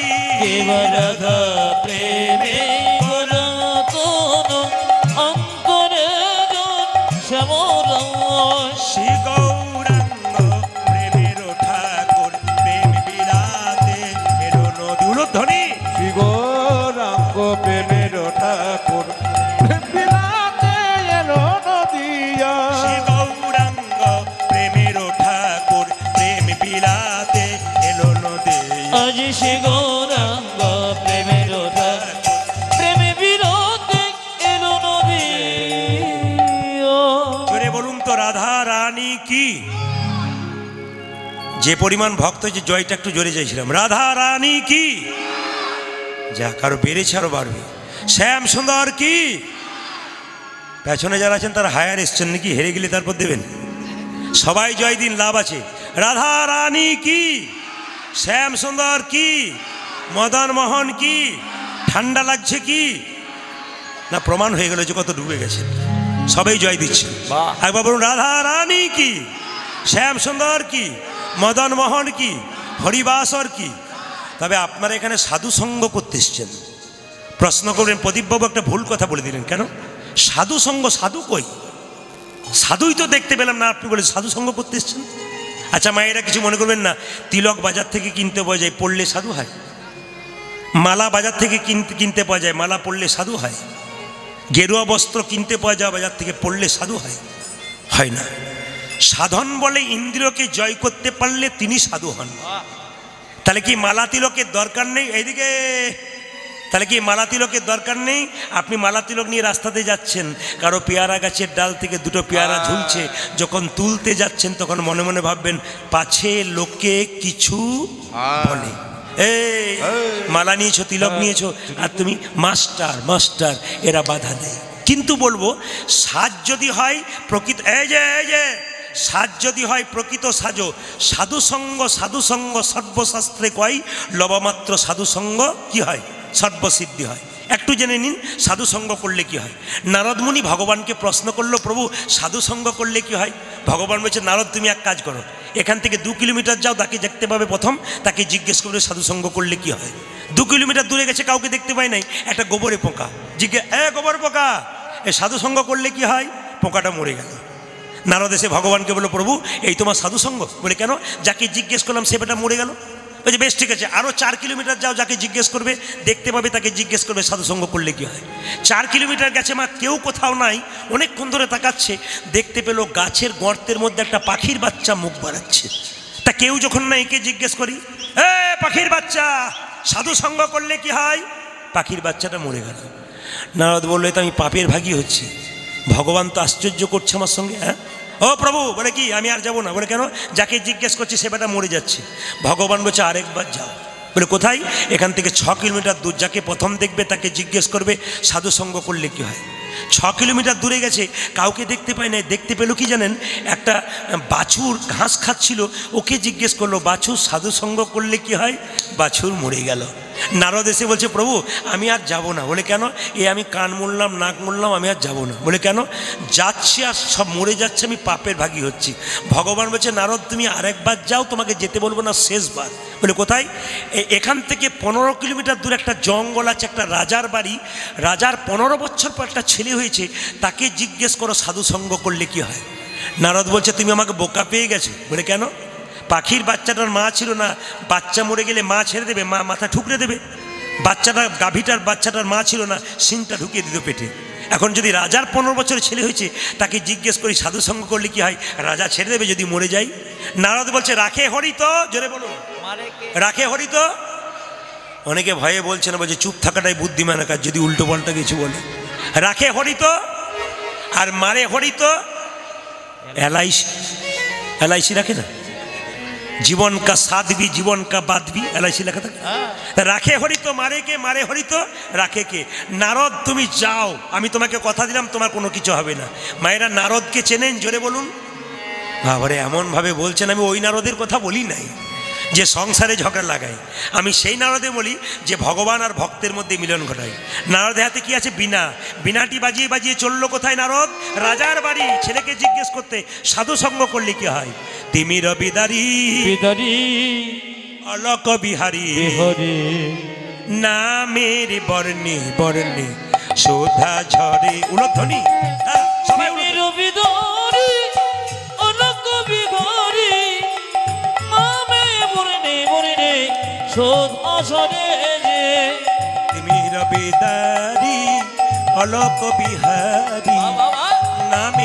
বর্ণে বর্ণে শোধা ঝরে। তিমির বিদারি অলক বিহারী নামেরি বর্ণে বর্ণে শোধা ঝরে। দয়াল শিরামণি করুণার খনি তুমি, দুজন শির মনে করুণার খনি। দয়াল শিরামণি করুণার খনি ও তুমি, তুমি দয়াল চিরমণি করুণার খনি। তব পদাশিস দাও কৃপা করে, নামেরি বর্ণে বর্ণে সুধা ঝরে। তিমির বিদারি অনক বিগরি নামে বর্ণে বর্ণে শোধা সরে যে। তিমির বিদারি অলক বিহারি নামে জীবনে বনে সুদা নারায়ণ নারায়ণ নারায়ণ। মায়ের একজন বলুন তো, নারদ কার বাড়ি গেল? রাজার বাড়ি। আচ্ছা, রাজা নারদকে দেখে বলছে, বাবারে কি আমার ভাগ্য ভালো, আপনি এসেছেন, আরে আসুন আসুন আসন গ্রহণ করুন। নারদ বলছে, রাজামশাই আপনার নাকি একটি ছেলে হয়েছে? রাজা বলছে, একটা হয়েছে গো 15 বছর পরে। তখন নারদ বলছে, আপনার ছেলেকে আমি একটি প্রশ্ন করতাম। রাজা বলছে, একটা মানে তুমি 10টা করতে পারো, কোনো অসুবিধা নেই। নারদ জিজ্ঞেস করছে, যে বাড়িতে প্রশ্ন করব তার পেছন দিকে দরজা আছে? কিছু বুঝলেন? হ্যাঁ, যে বাড়িতে প্রশ্ন করবে তার পেছন দিকে দরজা আছে। রাজা বলছে 4টে দরজা আছে। নারদ ভাবছে তাহলে বাঁচারও উপায় আছে। এখন নারদ কি করেছে, মায়েরা, ছেলেটি শুয়ে আছে আর নারদ এক পা ভেতরে এক পা বাইরে। এই যে খোকা, সাধু সঙ্গ করলে কি দাঁড়া। যেই না বাচ্চাটি দাঁড়াও বলেছে, নারদ চমকে উঠেছে, বেটা ভূত হয়ে বলছে না মরে গেল। ছেলে বলছে, দাঁড়াও, সাধু সঙ্গ করলে কি হয়? প্রথমে ছিলাম একটি গোবরে পোকা, তোমার মতো সাধু সঙ্গ করে হলাম আমি পাখির বাচ্চা। পাখির বাচ্চা মানে পোকা থেকে পাখি, মানে বুঝতে পারছো জন্মটা উন্নতি হচ্ছে না নিচে যেতে যাচ্ছে? জোরে বলুন, উন্নতি হচ্ছে, সাধু সঙ্গের ফল। তারপর তোমার মতো সাধু সঙ্গ করে পাখির বাচ্চা থেকে হলাম গাভীর বাচ্চা। পাখির বাচ্চা হতে হলাম গাভীর বাচ্চা। তারপর তোমার মতো সাধু সঙ্গ করে পাখির গাভীর বাচ্চা থেকে হলাম রাজার ঘরের বাচ্চা। রাজার ঘরে বাচ্চা। যারা সাধু সঙ্গ করছেন, হরিনাম শুনছেন, তারা যেমন তেমন ঘরের সন্তান নয়, ভগবান শ্রীকৃষ্ণের ঘরের সন্তান হয়ে গেছে। যিনি পৃথিবীর রাজা ভগবান কৃষ্ণ, তার সন্তান হয়ে গেছেন। আজকে আসুন, মহাজন বলেছেন, 10এ 5 সবে মিলে দাঁড়িতে বসিয়া কীর্তন করহ সবে হাতে তালি দিয়া। এটা কিন্তু মহাপ্রভুর কথা। তাই সবার কাছে নিবেদন করব, হিন্দু জাতি যারা আছেন, জাতিতে হিন্দু, চাদরের ভেতরে হাত রাখবেন না। আজ একটু হাতগুলো তুলে সবাই মিলে কীর্তন করুন। যদি তুলতে না পারেন তাহলে এমনিও করবেন, হ্যাঁ। আর যদি কেউ না তোলেন তাহলে মেডিসিন আছে, আমি একটু দিয়ে ফেলবো, কিছু মনে করবেন না। একটু হাত তুলুন সবাই একসঙ্গে, মহাপ্রভু কথা একসঙ্গে। যদি কেউ হাত তুলতে না পারেন, হাতটা ভদ্রভাবে অন্তত এরকম করে রাখুন, তাতেও কাজ আছে। সবাই মিলে একসঙ্গে, হরে হর ইয়ে নম কৃষ্ণ নম কৃষ্ণ, একসঙ্গে, যাদবায় নম হরি হরয়ে নম কৃষ্ণ, হরে হরয়ে নম কৃষ্ণ, যাদবায় নম। হরয়ে নম কৃষ্ণ, যাদবায় নম। হরি হরয়ে নম কৃষ্ণ যাদবায় নম। আমরা সব চাইতে এখানে এসে কাকে ভালোবাসি বলুন তো? চটিগুলোকে বেশি ভালোবাসি। যতই বলেন না কেন, চটি কিন্তু নিচে যাবে না, হরিবাসে চটিগুলোকে খুব ভালোবাসে। তো কালকে এক জায়গায় পড়ছিলাম, ফেসবুকে খুব ভালো কথা বলছিল যে চটি যদি আপনার হারাবার ভয় থাকে তাহলে একটা কাজ করবেন, যদি বিয়ে বাড়িতে যান, প্রচুর চটি আপনার জায়গা নাই রাখবার, তাহলে আপনি কি করবেন? ব্যাগেও ভরতে পারবেন না। এখানে প্রচুর চটি জড়ো হয়ে আছে, ওইখানে একটা চটি, ওইখানে একটা চটি রেখে দেবেন। আপনি জানবেন আমার ওই কোন একটা আছে, এই কোন একটা। যে বেটা চুরি করবে সে খুঁজে পাবে না কোনটা কোনটা মিল আছে, গিয়ে দেখবেন গা, এরাও শিখে নিল আর কি। হ্যাঁ, তো জেনে নিন, চটি ওই কোন একটা, ওইখানে একটা, খুঁজেই পাবেন না। রেখে দিয়েছি। তাহলে আপনি শুধু জানবেন যে মাইক ম্যানের কাছে একটা, এখানে একটা আছে, বাকি কোথাও নেই। সবাই হাত তুলুন, হরি হরয়ে নম কৃষ্ণ যাদবায় নম। হরি হরয়ে নম কৃষ্ণ, যাদবায় নম। হরয়ে নম কৃষ্ণ যাদবায় নম। আজ হরি হরয়ে নম কৃষ্ণ যাদবায় নম। যাদবায় মাধবায় কেশবায় নম। তাই হই যাদবায় মাধবায় কেশবায় নম। যে যাদবায় মাধবায় কেশবায় নম। পূজাদি যাদবায় মাধবায় কেশবায় নম। এরকম করে যদি কেউ হাততালি দেয়, তবে তার কোনোদিন কি প্যারালাইসিস হওয়ার চান্স থাকে না কিন্তু। না না, এটা বিজ্ঞান বলছে। এই দা খুব সুন্দর করে তালি দেবেন, সায়েন্স বলছে, মেডিকেল সায়েন্স, একবারে এরকম করে দেখবেন। আপনি নবদ্বীপে মায়াপুরে যাবেন, হরে কৃষ্ণ করে নাচছে, ব্যায়ামও হয়ে যাচ্ছে, হরিণ রথ দেখে কলা বেচা দুটি হচ্ছে। তা আপনারা সব কিছু করুন একসঙ্গে একসঙ্গে, হরি হরয়ে নম কৃষ্ণ যাদবায় নম। হরি সুন্দর। হরয়ে নম কৃষ্ণ যাদবায় নম হরয়ে নম কৃষ্ণ যাদবায় নম অজে কোটি বর্ণয়ে নম কৃষ্ণ যাদবায় নম যাদবায় মাধবায় কেশবায় হাই হই যাদবায় মাধবায় কেশবায় নম যাদবায় মাধবায় কেশবায় নম পূজাজি যাদবায় মাধবায় কেশবায় নম গোপাল গোবিন্দ রাম শ্রী মধুসূদন তালি অজে গোপালী গোবিন্দ রাম শ্রী মধুসূদন যারা আনন্দে তালি দেবেন তাদের সারা বছর আনন্দ যাবে। দুই চারজন গোপাল গোবিন্দ রাম শ্রী মধুসূদন, তাদের চিরকাল দুঃখ দিয়ে যাবে। আনন্দ করুন, দেখবেন আনন্দময়ের কৃপা পাবেন। সবাই হাত তুলে গোপাল গোবিন্দ রাম শ্রী মধুসূদন অজে গোপালী গোবিন্দ রাম শ্রী মধুসূদন গিরিধারী গোপীনাথ মদন মহা পূজাজি গিরিধারী গোপীনাথে মদন মোহ গিরিধারী গোপীনাথ মদন মহা হাই হই গিরিধারী গোপীনাথ মদন মুখ আমাদের আসলে সব ভালো লাগলো, একটা জিনিস খারাপ লাগলো, বলবো না, বাদ দিয়ে দেবো। না বলাটাই ভালো। আবার কাছাকাছি আমার ফাল্গুন মাসে গান আছে, ধরতে পারে আমাকে। না বলাই ভালো, তো না বলে তো আমি যাবোই না, তাতে যা হয় হবে আমার। সবাই মিলে হাত তুলেন, হরি হর ইয়ে নম কৃষ্ণ যাদবায় নম যাদবায় মাধবায় কেশবায় নম। কি সুন্দর হাততালি দিচ্ছেন আপনারা, সংখ্যায় সংখ্যায়। দুই চারজন বিশেষ ভদ্রলোক, হরি হর ইয়ে নম কৃষ্ণ যাদবায় নম যাদবায় মাধবায় কেশবায়, মানে বিশেষ ভদ্রলোক। উনি মনে মনে ভাবছেন যে আমার মতো বুদ্ধিমান আর কেউ নাই বোধ হয়। এরা যারা হাত তুলছে সব এক নম্বরে বোকার, আমি খুব বুদ্ধিমান। এই জন্য তো হিন্দু ধর্ম শেষ হয়ে গেছে। কিছু মনে করবেন না আপনারা। অন্যান্য ধর্মের মানুষ যদি ধর্ম করে, এ যদি করতে না পারে তার পেছনে বলে তুই করে যা, কিছু হলে আমাকে বলবি, আমি তোর পেছনে আছি। আর আমাদের যদি কেউ যদি ধর্ম করে না, তার পেছনে 5 জন লেগে যায়। আপনি হয়তো তিলকমালা করে রাস্তা দিয়ে পেরোচ্ছেন, পাশের 5টা মেয়ে বলাবলি করবে, বাবালি হারানের বইয়ের কি ঢং দিদি, বা ভগবানকে আগেই পেয়ে যাবে, তিলকমালা করেছে। না না, এগুলো হাসি নয়, এগুলো তো আমাদের লজ্জা। এই লজ্জাগুলোকে ঘোচাতে হবে, তবে আমাদের সনাতন ধর্ম টিকবে। হাত তুলুন। হ্যাঁ, যারা উড়িষ্যা থেকে এসছেন তারা হাত এরকম করে রাখবে না, বাংলা টাংলা যারা বোঝেন না। আর যারা উড়িষ্যা থেকে আসেন নাই, বাংলাতে আসেন, তারা কিন্তু হাত এরকম করে তুলবেন। হরি হর ইয়ে নম কৃষ্ণ যাদবায় নম হরি হরয়ে নম কৃষ্ণ যাদবায় নম হর ইয়ে নম কৃষ্ণ যাদবায় নম হরি হরয়ে নম কৃষ্ণ যাদবায় নম যাদবায় মাধবায় কেশবায় নম। হাই হই যাদবায় মাধবায় কেশবায় নম এটা বন্ধ করলাম আপনাদের নেব বলে। দেখি তো আপনারা সবাই মিলে বলুন তো, খুব জোরসে বলবেন, খুব সুন্দর বলবেন। দাঁড়ান আমি বলি, তারপর বলুন। হরে কৃষ্ণ, জোরে, হরে কৃষ্ণ কৃষ্ণ কৃষ্ণ, বাহ, হরে রাম, জোরে, সুন্দর, দারুণ দারুণ জোরে, হরে কৃষ্ণ বাহ, কৃষ্ণ কৃষ্ণ, জোরে, হরে রাম, বাহ, সুন্দর। দাঁড়ান, সুন্দর দিচ্ছেন, তবে একটা কথা আপনাদের বলে যাই, প্রত্যেকটি কথার মধ্যে শিক্ষণীয় বিষয় আছে। আপনাদের ছোট্ট কথা বলে যাই, সকালবেলায় দেখবেন হোয়াটসঅ্যাপে অনেকে মেসেজ করে আমাকে, রাধাকৃষ্ণের ছবি দেয়, কিংবা হরে কৃষ্ণ দেয়, কিংবা জয় নিতাই দেয়। আপনাদের কাছে নিবেদন রইল, আপনার সকালবেলায় মেসেজ কিন্তু যাকে দেবেন, বন্ধু বান্ধবী প্রিয়জন যাকে দেবেন, প্রথমে যা বলবেন তার আগে জয় নিতাই, হরে কৃষ্ণ, কিছু একটা, জয়গুরু কিছু একটা দেবেন। কেন? সেই জন্য খুলে দেখতে পারে জয়গুরু বা জয় নিতাই দিয়েছে, আপনার মনটা ভালো হবে। তবে মেসেজ দেবেন সঠিক জায়গায় দেবেন, উল্টো জায়গায় দিয়ে দিয়েন না। একটা প্রমাণ আছে, কলকাতায় কোনো একজন মেয়ে চাকরি পেয়েছে বোম্বেতে, ও স্বামী বলল তোরা তোমাকে এয়ারপোর্টে তুলে দিয়ে আসি। এয়ারপোর্টে তুলতে গেছে, বলছে তুমি বোম্বেতে গিয়ে চাকরি তো পেয়ে জয়েন করেছো, জয়েন করবে, ওখানে গিয়ে বিরাট বড় রুম টুম পাবে, কেমন কি পেলে কি না সব কিছু সব আমাকে জানিয়ে দিও, তোমাকে মেসেজ করে দিলে হবে, ফোন করার দরকার হবে না।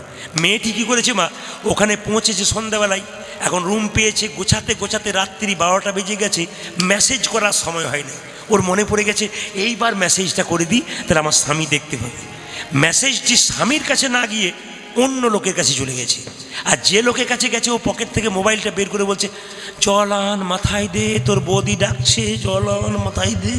সেই লোকটিকে যে বারবার বলছে জল আন মাথায় জল দে তোর বৌদি ডাকছে, মরে গেলাম রে, আমি আর বাঁচবো না, আমার ডাক এসেছে চিৎকার করছে। আসলে কি বলুন তো, যার কাছে মেসেজটি গেছে তার স্ত্রী ভোরবেলায় মরেছে, ওকে দাহ করে যখন বাড়িতে ফিরছে, ওই ভদ্র মহিলার মেসেজটা এই স্বামীর পকেটে ঢুকেছে যার স্ত্রী সকালবেলায় মরেছে। ও এখন মরা পুড়িয়ে আসছে, তখন পকেট থেকে মেসেজটা বের করেছে আর দেখে বলছে জল দে মাথায় জল দে। মেসেজে কি লেখা ছিল যার জন্য বলছে জল দে মাথায় জল দে? লেখা ছিল এইটা, মাই ডিয়ার হাজব্যান্ড, আমি সময় মতো এখানে পৌঁছে গেছি, মানে শ্মশানে পৌঁছে গেছি। বুঝতে পেরেছি? নিয়ে বলছে এখানে এসে এত সুন্দর বাড়ি পেয়েছি আমি, দুর্দান্ত বাড়ি, সুন্দর সাজিয়েছি, আমি ভাবছি দুদিন পরে তোমাকেও এখানে নিয়ে আসবো। ব্যাস, জল দে জল দে, তোর বৌদি ডাকছে জল দে। ঠিক বলি না আমি আপনাদেরকে? যদি ঠিক দেবেন তাহলে ঠিক জায়গায় দেবেন, নইলে গন্ডগোল হবে। বলুন জোরে বলুন, হরে কৃষ্ণ কৃষ্ণ কৃষ্ণ বা হরে রাম, জোরে বা। কিছু মনে করবেন না, শীতে যেমন মেসতে যায় সেরকম মেদিনীপুরে যখন যায় না, এত জোরে দেবে 2 কিলোমিটার পর্যন্ত যাবে আপনার। হরে কৃষ্ণ, এত আস্তে আস্তে কেন? জোরে বলুন, হরে কৃষ্ণ, জোরে হরে কৃষ্ণ বা কৃষ্ণ কৃষ্ণ বা হরে রাম, জোরে সুন্দর। আরেকবার, হরে কৃষ্ণ, জোরে হরে কৃষ্ণ বা জোরে হরে রাম বা হরে রাম। শেষবার হরে কৃষ্ণ বলুন বা হরে রাম, জোরে বাহ। দান দান দান। আপনাদেরকে আগে কীর্তনের দলটা ছিল নাকি? দারুণ গাইছেন কিন্তু। এবার এলে এদের আনবো না, আপনাদের দিয়ে চালিয়ে দেবো। সবাই বলুন তাহলে তাহলে, হরে কৃষ্ণ কৃষ্ণ কৃষ্ণ হরে হরে, হরে রাম রাম রাম হরে হরে। হরি বল। জপ হরে কৃষ্ণ কৃষ্ণ কৃষ্ণ হরে হরে, হরে রাম রাম রাম হরে হরে। হরে কৃষ্ণ কৃষ্ণ কৃষ্ণ হরে হরে, হরে রাম খুলে বলবেন। হরে রাম রাম রাম হরে হরে। হরে কৃষ্ণ কৃষ্ণ কৃষ্ণ হরে হরে, হরে রাম রাম রাম হরে হরে। হরে কৃষ্ণ কৃষ্ণ কৃষ্ণ হরে হরে, হরে রাম রাম রাম হরে হরে।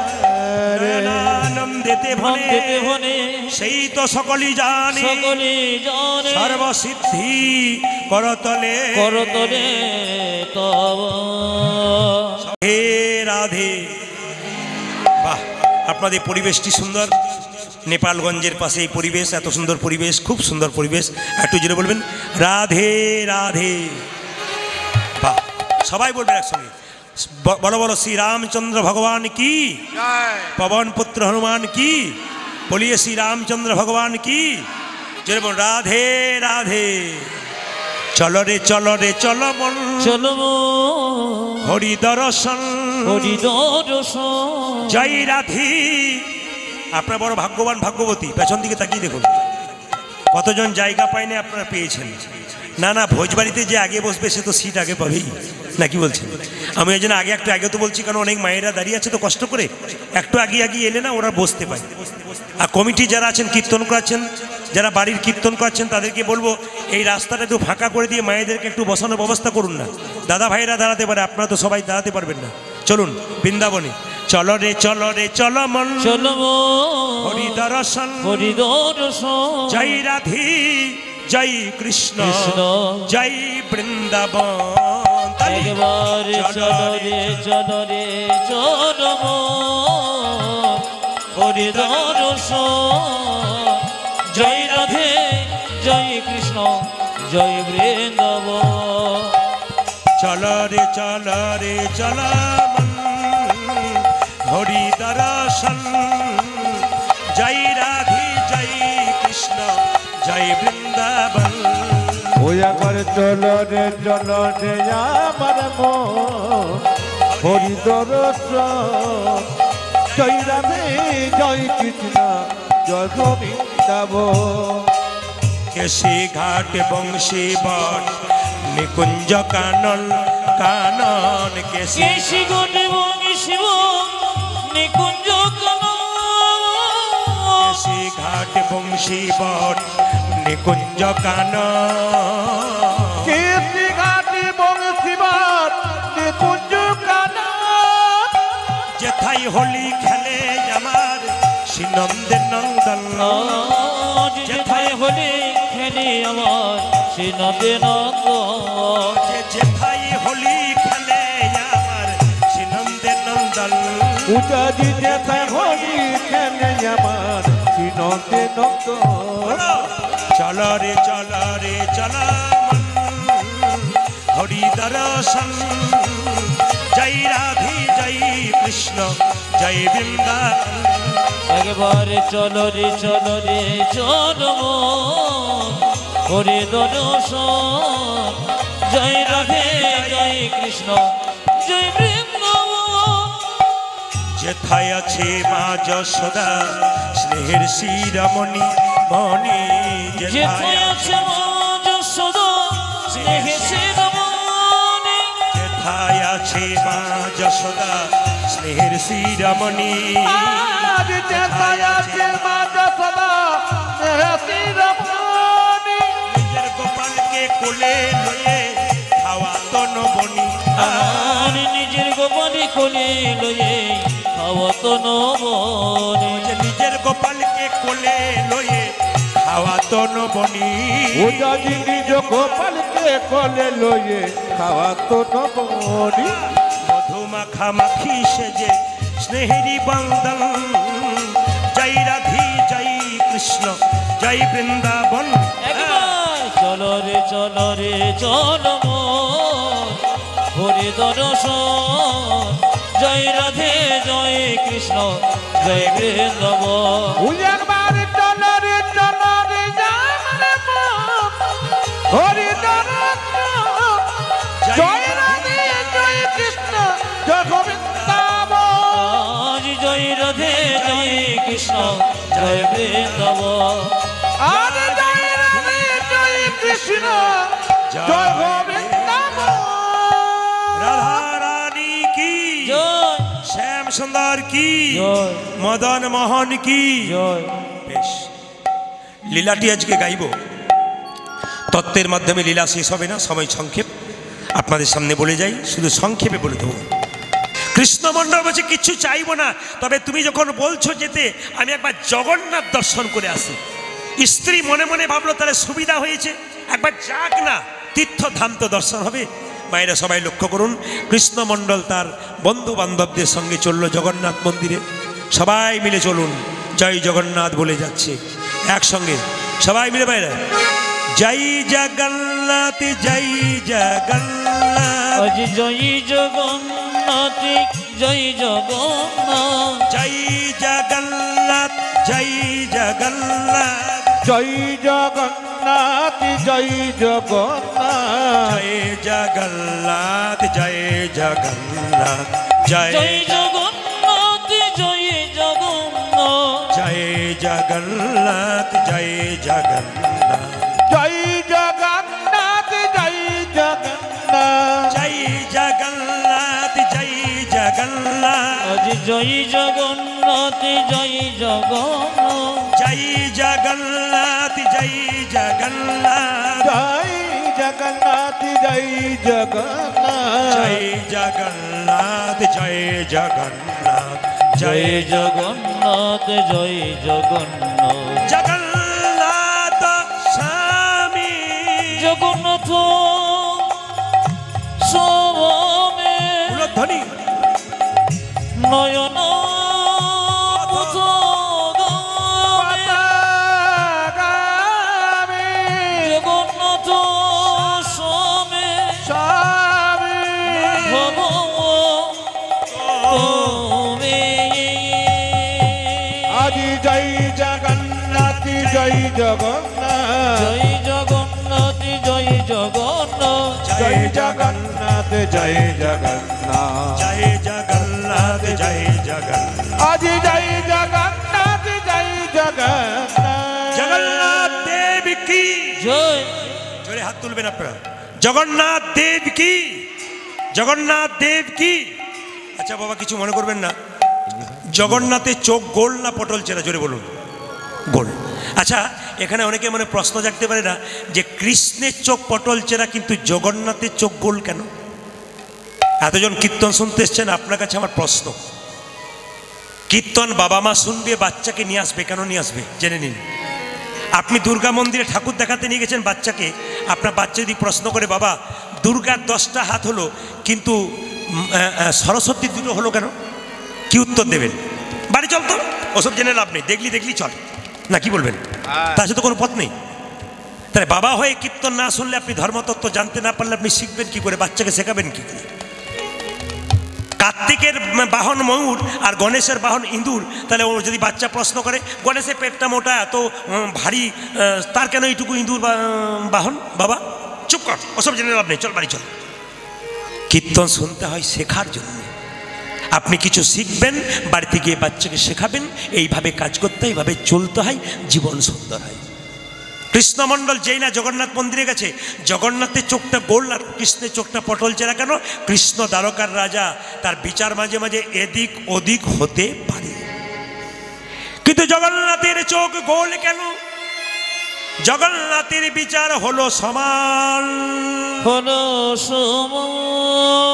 ভিখারি গেলেও যা, ধনী গেলেও তা, দরিদ্র গেলেও তা, যেই যাবে তার কাছে সবাই সমান।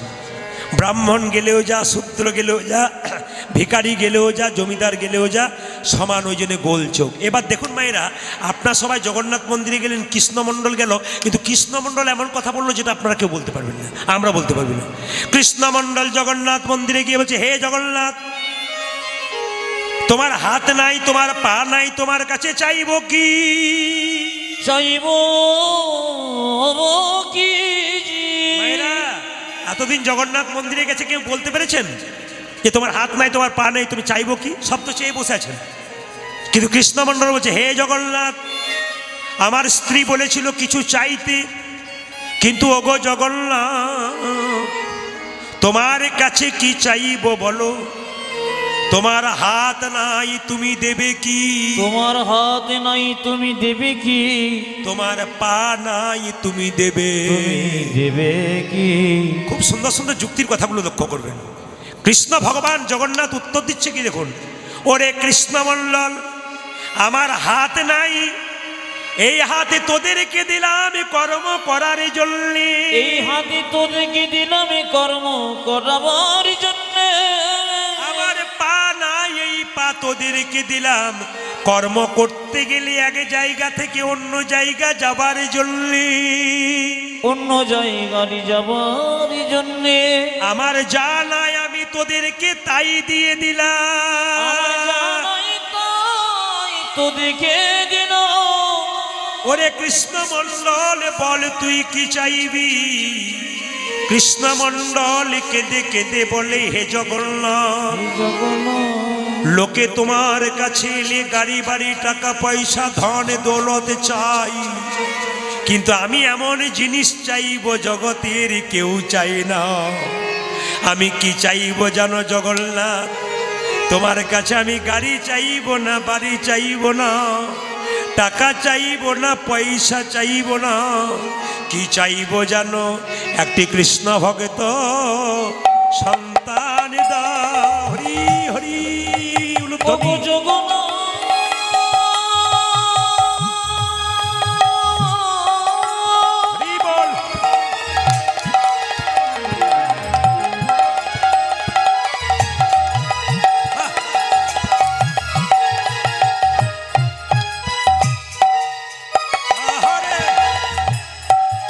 লোকে তো টাকা পয়সা ধন তোমাদের সবাই চাই, আমি তোমার কাছে কি চাইবো জানো? আমায় একটা কৃষ্ণ ভক্ত সন্তান দাও গে। এই অভিলাষ আমার মনে, কৃষ্ণ ভক্ত সন্তান দাও। ও জানি অবিলাস আমার মনে, প্রাণ ভরে দাও। অভিলাষী আমার মনে প্রাণ ভরে নাম গাইতে পারি, এই অভিলাষী আমার যেন আমি মনে প্রাণ ভরে নাম গাইতে পারি। একটা কৃষ্ণ ভক্ত সন্তান দিয়া ভাইরা যারা কীর্তন শুনছেন সংখ্যায় আপনারা বেশি আছেন, বাবারা আছেন, মন দিয়ে শুনবেন। কয়েকদিন আগে আমি দক্ষিণ দিনাজপুরে 5-7 দিন ছিলাম, একবারে মালদা থেকে 60 কিলোমিটার দূরে। ওই এলাকাগুলো খুব ভালো, প্রচুর ভক্তের আসন এনেছে, জলের বোতল এনেছে, একবারে যেন পড়াশোনা করার মতো চুপচাপ বসে আছে, আসন পেতে পেতে হরিনাম শুনবে বলে স্থির বসে আছে একবারে, কোনো নড়নচড়ন নেই, পাশে কে কী বলছে দেখার দরকার নেই, চুপচাপ শুনছে। প্রত্যেকটি এলাকাতে আমাদের অভিজ্ঞতা হয়ে যায় কি কোন কোন এলাকার লোক কেমন কীর্তন শোনে, একবারে চুপচাপ। কি নারী কি পুরুষ কি সুন্দর তিলক কেটে বসে আছে। আমরা আপনার কি প্রতিদিন তিলক কাটেন? বলছে না, যেদিন যেদিন বিশেষ দিন হরিনাম হয় সেদিন, যেদিন অমাবস্যা পূর্ণিমা কিংবা বাড়িতে কোনো অনুষ্ঠান হয় সেদিন নিই, পুজো পাঠের সময় নিই। বাবা সবসময় পারি না, কিছু কিছু দিন নিই, তো নেই। তো আপনাদের কাছে নিবেদন, বিভিন্ন জায়গায় বিভিন্ন অভিজ্ঞতা আমাদের হয়ে যায়, আপনাদের কাছে নিবেদন রইল শুধু পরিবর্তন চাই। একবার পরিবর্তন হয়ে যান, দেখবেন জীবন কত সুন্দর হয়ে যাবে। কৃষ্ণ ভক্ত সন্তান জগন্নাথ যেন বলল, যা তোকে কৃষ্ণ ভক্ত সন্তানই দিলাম। আবেদন যেমন হবে, দরখাস্তর বয়ান যেমন হবে, আবেদন যেমন হবে, ঠিক পারমিশন ঠিক সেরকম হবে। জগন্নাথ মন্দিরে প্রণাম করে কৃষ্ণমণ্ডল চলল বাড়ির দিকে। কেন? তার স্ত্রীকে খবরটা দেওয়ার জন্যে। কিছুই চাই নাই গো, আমি একটি কৃষ্ণ ভক্ত সন্তান চেয়েছি। গাইতে গাইতে যাচ্ছে, যশোদার দুলাল যশোদার দোলা তুমি বজের রাখাল, তুমি ব্রজের রাখাল, বৃন্দাবন মনোহারি। তুমি যশোদার দোলা ব্রজের রাখাল, বৃন্দাবন মনোহারি। যশোদার দুলাল বজের রাখাল, বৃন্দাবন মনোহারি। ও উলধ্বনি। তুমি যশোদার দোলাল ব্রজের রাখাল, বৃন্দাবন ধন হরি। জন বল্লভ রাধিকা রামন, গোপী জন বল্লভ রাধিকা রমণ, জন বল্লভ রাধিকা রামন। হে প্রাণ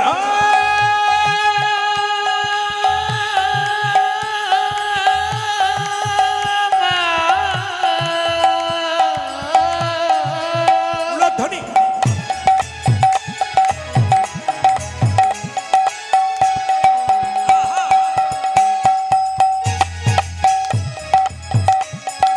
হে প্রাণ বল্লভ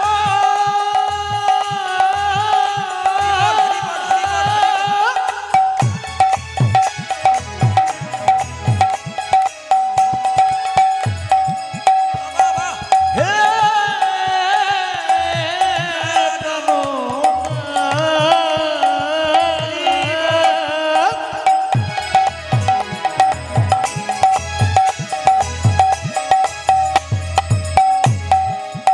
হে প্রাণ বল্লভ উলধ্বনি।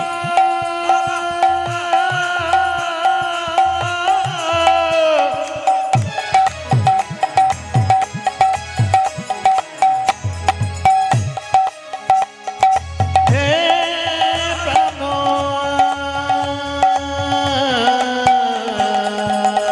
আজ গোপী জন বল্লভ রাধিকা রমণ, জন বল্লভ রাধিকা কবিজন বল্লভ রাধিকা রমণ বিত মনোহারি, বৃন্দাবন মনোহারি। ও তুমি যশোদার দোলাল ব্রজের রাখাল, বৃন্দাবন ধন হরি। আজ যশোদার দোলার ব্রজের রাখাল, বৃন্দাবন মনোহারি। দেখা দাও। দেখো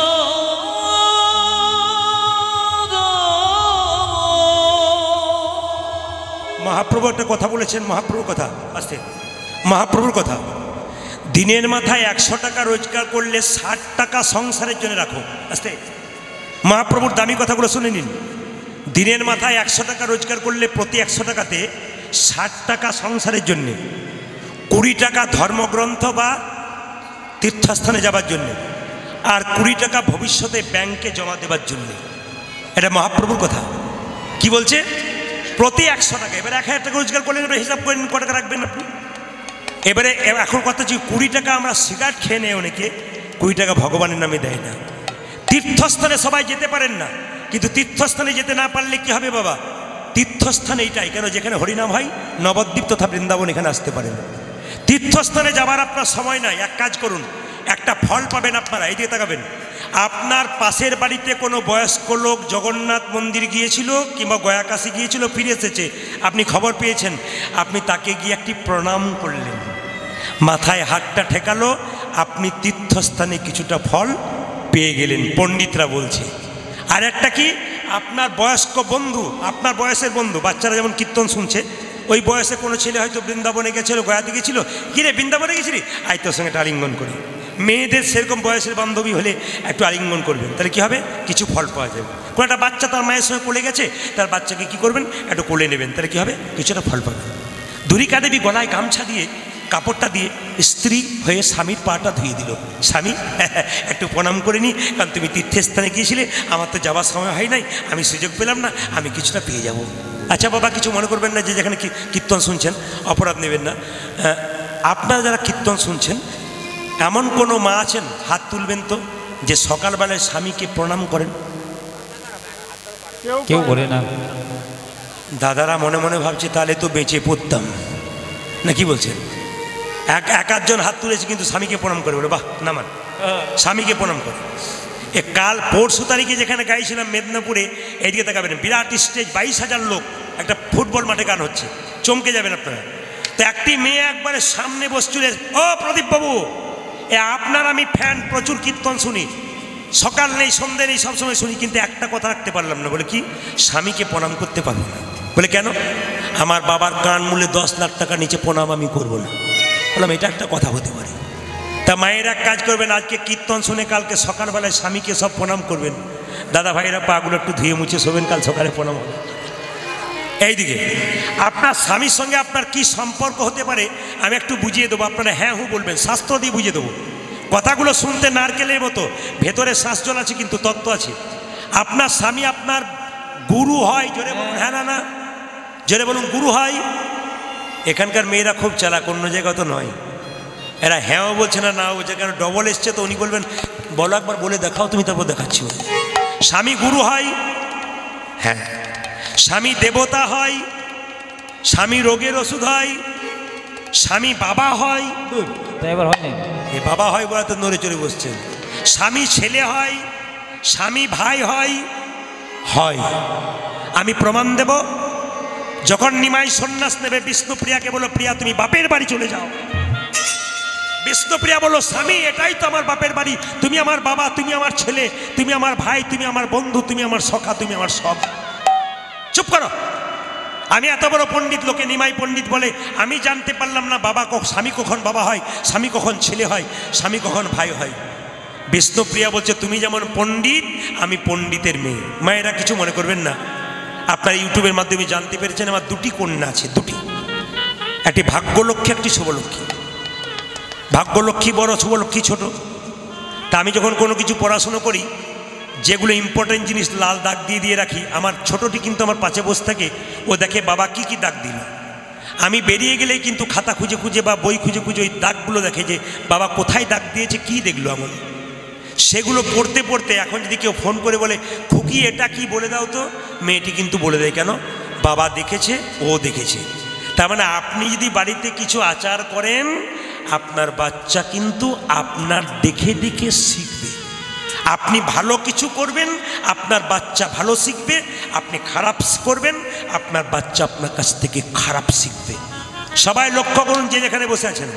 বিষ্ণুপ্রিয়া বলছে আমি হলাম সনাতন মিশ্রের কন্যা, আমার বাবা পণ্ডিত, আমি জানি স্বামী কখন বাবা হয়। নিমাই বলল বুঝিয়ে দাও। বলে শোনো স্বামী, অন্নদানে পিতা সম, রতিদানে পতি। অন্নদানে পিতা সম, রতিদানে পতি। অন্নদানে পিতা সম, রতিদানে পতি। অন্নদানে পিতা সম, রতিদানে পতি। বিয়ের পরে, বিয়ের আগে কে অন্ন জোগাড় করে, যদি বলুন বাবা, আর বিয়ের পরে কে স্বামী। স্বামী অন্নদাতা পিতা। অন্নদানে পিতা সম, রতিদানে পতি।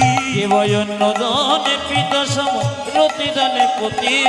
পিণ্ডদানে পুত্র সম অগতির গতি, আজ পিণ্ডদানে পুত্র সময় গতির গতি, পিণ্ডদানে পুত্র সম অগতির গতি, আজ পিণ্ডদানে পুত্র সম অগতির গতি, উপদেশে গুরুতুল্য সেবাতে দেবতা, রোগী যোগী তুই শুধু সম বিপদে উজানে রোগের দয়া সুদা সব বিপদেতে ভ্রাতা, পতি পুত্র পতি পিতা, তোমাদের প্রতিপুত্র প্রতিপিত, পতি পুত্র পতি উজানে প্রতি পুত্র প্রতি পিতা, পতি হলো পরম দেবতা, পতি পুত্র পতি ওগো পিতা, পতি হলো পরম দেবতা, প্রতিপুত্র প্রতিপিত, পতি হলো পরম দেবতা, পতি পুত্র পতি পিতা, ওগো পতি হলো পরম আজ দেবতা, প্রতি পুত্র প্রতি ওগো পিতা, পতি হলো পরম আজ দেবতা, প্রতি পুত্র প্রতি পিতা।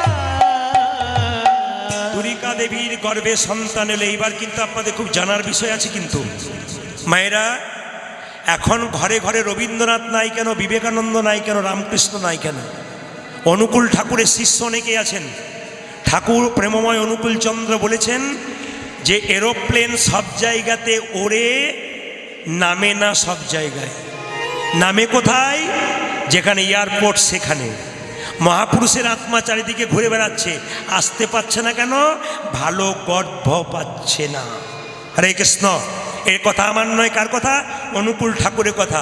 মায়েদের আচার বিচার যদি ভালো থাকে, মহাপুরুষের আত্মা এখানে ঢুকবেই, 100% গ্যারান্টি দিচ্ছে অনুকূল ঠাকুর। আমার দিকে তাকাবেন, যে যেখানে বসে আছেন মায়েরা, মেয়েদের পেটে বাচ্চা থাকলে কিছু আচার করলে মেয়েরা কৃষ্ণ ভক্ত সন্তান পায়। এইদিকে হরে কৃষ্ণ। ঘর চলো, ঘর চলো। আপনি যাকে ডাকছেন, আপনি যখন মারা যাবেন তখন উনি আপনার সঙ্গে যাবেন? একবার গিয়ে জিজ্ঞেস করবেন তো, যে আমি চললাম বুনটি, তুইও আমার সঙ্গে চল। একবার জিজ্ঞেস করেন, দেখেন কেমন যায় আপনার সঙ্গে। মানে এত ইচ্ছা করে রাখছে, যখন মরবে তখন যেন বলে যে চল আমিও চললাম, তুইও চল। দেখেন কি হয় অবস্থা। কেউ যাবে না বাবা, এই জায়গাটা ঠিক রাখতে হবে কিন্তু। কিছু মনে, আর কেউ কাউকে ডাকবে না আর কি। উনি মন দিয়ে কীর্তন শুনছেন, ওনাকে তখন চল যাবি না, ঘরে ছেলে কাঁদছে, যারা দেখ এইদিকে মন দিয়ে শুনুন। মেয়েদের পেটে বাচ্চা থাকলে এদিকে তাকাবেন, মহাপুরুষের ছবি দর্শন করতে হয়। এদিকে এদিকে মহাপুরুষের ছবি দর্শন করতে হয়। কি মনোবিজ্ঞানীরা বলছে, যদি পেটে বাচ্চা থাকাকালীন মহাপুরুষের ছবি দেখা যায়, মহাপুরুষের ভাব ছেলের মধ্যে কিছু জানতে হয়। কীর্তনের আসরে এসে কিছু জানবেন, আপনার কাজ আছে। অনেকে প্রশ্ন করে, প্রদীপবাবু আমার শাশুড়ি মা বলেছেন কি, আমার শাশুড়ি মা বলেছেন পেটে বাচ্চা থাকলে গাছে জল দিবি না, তুলসী গাছে, মন্দিরে চাপবি না, একবারে চাপবি না। আচ্ছা কি করবো বলুন তো? আমি ওকে জিজ্ঞেস করি, তোমার পেটে বাচ্চা আছে, ডাক্তারের কাছে যাবে না পাড়ার লোকের কাছে যাবে? কোনটা যাবে? তোমার শাশুড়িকে জিজ্ঞেস করে কি খাবে কি না। তুলসী গাছে জলও দিতে হয়, একাদশীও করতে হয়, সবই করতে হয়, তিলকও করতে হয়। আচ্ছা মায়েরা, একজন প্রশ্ন করেছিল, রাধারানীর তিলক নেই কেন, কৃষ্ণের তিলক আছে? জোরে বলুন হ্যাঁ না না। প্রশ্ন কিন্তু খুব ভাইটাল। রাধারানীর তিলক নাই, ব্রজগোপীদের তিলক নাই, কৃষ্ণের তিলক আছে। তিলকের জন্ম কোথা থেকে? এই যে তিলক আমরা নিয়েছি, আপনার নাই নাই, কিন্তু তিলকের জন্ম। তিলক যদি কেউ নাই, সতী নারীর যেমন স্মৃতির সিঁদুর হাতের শাঁখা সতীত্বের পরিচয়, তিলক তুলসীমালা শিখা কৌপিন এগুলো একজন বৈষ্ণবের পরিচয়। খুব দামি কথাগুলো শুনবেন আপনারা। এই তিলকের জন্ম, তিলকটা কোনটা পড়েছি আমরা? এই যে তিলক নিয়েছি মায়েরা, দুটো দাগ দেখতে পাচ্ছেন? জোরে দেখুন আমার দিকে, দুটো দাগ দেখতে পাচ্ছেন? হ্যাঁ না না বলুন, যে ঘুমাচ্ছে সে বলুন কোনটা। দুটো দাগ দেখতে পাচ্ছেন? ডান দিকে কে আছে? ব্রহ্মা।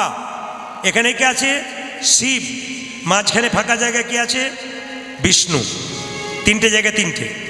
বলছে আমাদের 7টি চক্র আছে, তার মধ্যে আজ্ঞা চক্র এইখানে দুটো ভুরুর মাঝে। মেডিকেল সায়েন্স বলছে যে পিটুইটারি গ্ল্যান্ড বলে একটা গ্ল্যান্ড থাকে, এই গ্ল্যান্ডটা কিন্তু আমাদের ভুরুর মাঝখানে। খুব দামি ইম্পর্টেন্ট প্রশ্ন কিন্তু, ভুরুর মাঝখানে। ইউটিউবের মাধ্যমে দেখবেন অনেক কীর্তনীয় প্রশ্ন করছে, রাধারানীর তিলক নাই, তাহলে তিলক করে কী লাভ আছে নাকি বলছেন? আমি আজকে বুঝিয়ে দিতে চাই আপনাদের, রাধারানীর তিলক কেন নাই, গোপজগোপীদের তিলক কেন নাই, তিলকের জন্ম কোথা থেকে। এদিকে তাকাবেন, তিলকটা মায়েরা এদিকে আমার দিকে তাকাবেন। তাহলে এটা কি বললাম? এটা ব্রহ্মা, এটা শিব, মাঝখানে কে জোরে বলুন? বিষ্ণু। আচ্ছা এবার লক্ষ্য করুন, এই যে তিলকের এই জায়গাটা দেখছেন, এটাকে কৃষ্ণের চরণ বলছে। আমার দিকে তাকান, কৃষ্ণের চরণ। তাহলে কৃষ্ণের চরণ পেলে তুলসী পাতা দিতে নেই? জোরে বলুন তুলসী পাতা। তাহলে কৃষ্ণের চরণ যদি হয়, তাহলে এটাকে তুলসী পাতা দিলাম। এই তুলসী পাতাটা নাকে কতটা দিতে হয়? 4 ভাগের 3 ভাগ। নাকটা যতটা 4 ভাগ করলে 3 ভাগ অংশ তুলসী পাতা, মানে এই যে দিয়েছি আমি তুলসী পাতার মতো, এটা 3 ভাগ। যদি আপনারা কেউ তিলক করব মনে করেন, লোকে আপনাকে ঠাট্টা করে, আপনি একটা জায়গায় তিলক করতে পারেন, জল তিলক।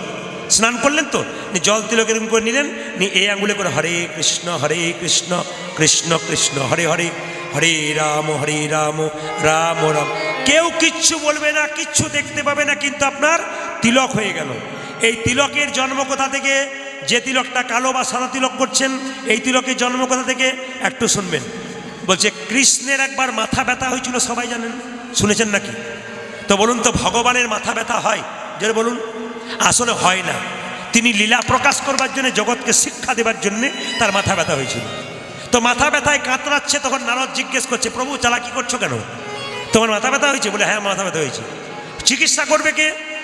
পৃথিবীর বড় চিকিৎসক তো তুমি, রোগের ওষুধ তো তুমি জানো, তোমার রোগ হয়েছে তুমি জানবে, পৃথিবীর কে জানবে? বলছে নারদ, কোনো ভক্ত যদি তার চরণের ধুলা আমার মাথায় দিতে পারে, আমার শিরপীড়া মানে আমার মাথা ব্যথা ভালো হয়ে যেতে পারে। ও মায়েরা, কৃষ্ণের 16,108টা স্ত্রী আছে, সবার কাছে নারদ গেল, বারবার কাকুতি মিনতি করে বলল, একটু দাও ধুলা, একটু দাও ধুলা। কেউ দিল না কেন?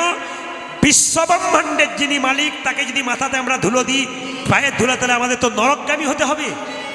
কেউ দিল না বাবা। কিন্তু বৃন্দাবনে গিয়ে ব্রজগোপীরা জিজ্ঞেস করছে, নারদ তোমার মন খারাপ কেন? বলে কৃষ্ণের মাথায় যন্ত্রণা। কি করলে কৃষ্ণের মাথার যন্ত্রণা ভালো হবে? বলে কোনো গোপী যদি বা কোনো ভক্ত যদি চরণে ধুলো দেয়, মাথার যন্ত্রণা ভালো হবে। কথা দিলাম, আমাদের চরণের ধুলোগুলো নাও। নারদের গলায় যে উন্নিটা ছিল নামাবলী, ওটা নিয়ে তাড়াতাড়ি কি করলো না, ব্রজগোপীরা এবং রাধারানী চরণে ধুলি দিল। সেই ধুলিটা যখন কৃষ্ণের কাছে নিয়ে গেল, সেই ধুলি কৃষ্ণ মাথায় মাখলো, আর কৃষ্ণের শিরপীড়া দূরে গেল। সেদিন কৃষ্ণ বলে উঠল, ব্রজগোপী, এই যে তোমাদের চরণের ধুলা, তোমাদের চরণের ধুলো, এই চরণের ধুলা আমি মাথায় নিলাম, বাকি যে ধুলা আমি মাটিতে দিলাম। এই ধুলা তিলক রূপে প্রত্যেকটি ভক্তের কপালে যাবে। এর নাম হবে গোপী তিলক। রাধারানী তিলক নিতে পারে না কেন? নিজের চরণের ধুলি নিজের কপালে কেউ নিতে পারে না বলে ব্রজগোপী এবং রাধারানী তিলক করে না। শুনে নিলেন যুক্তির কথার কথা। মায়েরা, গুরুদেব এসছে কার কাছে?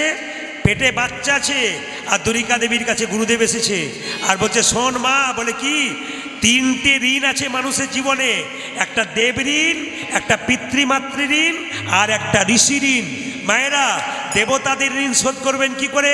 দেবতাদের নামে হোম যজ্ঞ করে আপনি ঋণ শোধ করবেন। আর পিতৃ ঋণ শোধ করবেন কেন? যার যেমন ক্ষমতা অনুযায়ী বাবা মায়ের শ্রাদ্ধ পালন করবেন মারা গেলে। আর ঋষি ঋণ শোধ করবেন কি করে? না তীর্থস্থানে যখন যাবেন, ওখানে গিয়ে কি করবেন মায়েরা? না তীর্থে সাধুগুরু বৈষ্ণবকে সেবার জন্য কিছু দেবেন। ভিখারি যারা বসে আছে, আপনার সামর্থ্য অনুযায়ী কিছু দেবেন, আপনার ঋষি ঋণ কিন্তু শোধ হয়ে যাবে। মায়েরা, জন্ম নিচ্ছে কে? না ছোট্ট ছেলেটা, কি নাম হবে? দুঃখী। সবাই মাথায় কাপড় নিন। জন্ম নিচ্ছে কোথায়? ধারেন্দা গ্রামে, দ্বারিকা দেবীর ছেলে। কি নাম? কৃষ্ণ মণ্ডলের ছেলে। ধারেন্দাতে জন্মিল দুঃখী মণ্ডল, ধারেন্দাতে জন্মিল দুঃখী মণ্ডল, ধারেন্দাতে জন্মিল দুঃখী মণ্ডল। জন্ম নিল উলধ্বনি দিন, উলধ্বনি, কৃষ্ণ ভক্ত সন্তান, সাউন্ডটা বাড়াও।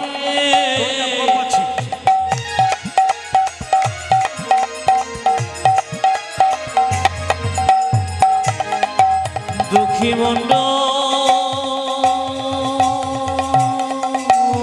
হরি বল, হরি বল।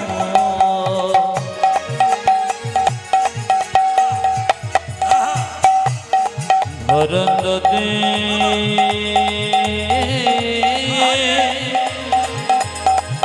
জন্ম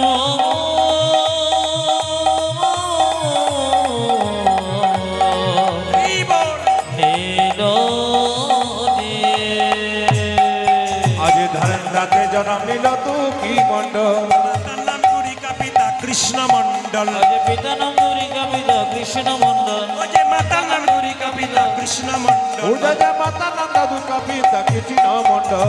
পুত্র হেরি পিতা মাতার আনন্দ নাম ওগো পুত্রহীনী পিতা মাতায় আনন্দ না ধরে পুত্রহীনী পিতা মাতার আনন্দ না ধরে ও যে পুত্রহীনী পিতা মাতায় আনন্দ না ধরে পারাপতি বেশি সবে জয়ধ্বনি করে আজ পার্বতী বিশেষ আমি জয়ধ্বনি করে পারাপতি বেশি সবে উলধ্বনি করে পারাপতি বেশি সবে জয়ধ্বনি করে তোমার ছেলে হয়েছে আনন্দ ধরে না আনন্দ ধরে না আনন্দ ধরে না আনন্দ ধরে না পারাপতি বেশির মনে আনন্দ ধরে না ওগো পার্বতী বিশেষ মনে আনন্দ ধরে না পারাপতি বেশির মনে পুত্রের বদন আজ পার্বতী বিশেষ আজ মনে পুত্র বদনে হেরে পার্বতী বিশেষ মনে পুত্র বদনে হেরে পার্বতী বিশেষ মনে পুত্র বদনে হেরে পার্বতী বিশেষ মনে পুত্র বদনে হেরে আনন্দ ধরে না ওগো পার্বতী বিশেষ হবে জয়ধ্বনি করে পারাপতি বেশি সবে উলুধ্বনি করে বাচ্চা ছেলের মুখে কি দিতে হয় জোরে বলুন পেতনি মধু মুখা। মধু তো কিন্তু আপনাদের যে ভুল ধারণা ভাঙি দিই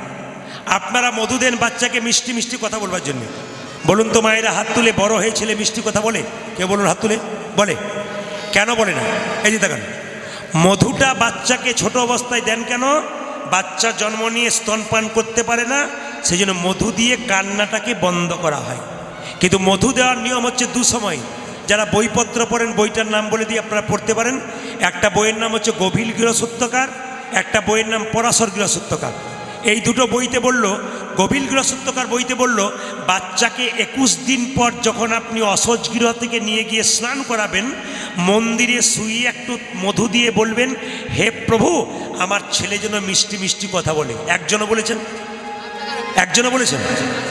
আপনার জানা ছিল না ঠিক কথা এবার জেনে নিন কি বললাম গভীর গৃহসূত্রকার বইটা পড়বেন পরিষ্কার লেখা আছে 21 দিন পর অসহজ গৃহ থেকে বাচ্চাকে নিয়ে গিয়ে স্নান টান করিয়ে মন্দিরে একটু মধু দিয়ে বলবেন বাচ্চার মুখে হে প্রভু ছেলে যেন মিষ্টি মিষ্টি কথা বলে আর পরাশর গৃহসূত্রকার বলে একটা বই আছে সেই বইতে বলল যে আরেকটা দিন মধু দিলে ভালো হয় কোন দিন যেদিন অন্নপ্রাশন হয় মায়েরা বাচ্চাদের যে মুখে ভাত দেন আপনি অন্নপ্রাশন কেন দেন পেটে বাচ্চা থাকাকালীন মায়ের মলিন খাবারগুলো বাচ্চা খায় মা যে ময়লা খাবারগুলো সেগুলো বাচ্চা খায় মুখের দোষ হয় শুদ্ধ করে প্রসাদ দিয়ে তো পরমান্ন দেবার আগে ওই অন্নপ্রাশনে দিয়ে যদি মধু দেওয়া হয় ভগবানকে প্রার্থনা করতে প্রভু আমার ছেলে মিষ্টি মিষ্টি কথা বলে 100% মিষ্টি কথা বলবে কে বলল পরাশর গৃহসূত্রকার গভীর গৃহসূত্রকার দুটো বই আমি বইয়ের রেফারেন্স দিলাম মাত্র আপনারা মেনে নেবেন সবাই লক্ষ্য করুন মধু যখন নেই কান্নাকাটি করে শুরু করেছে বলে এক কাজ করো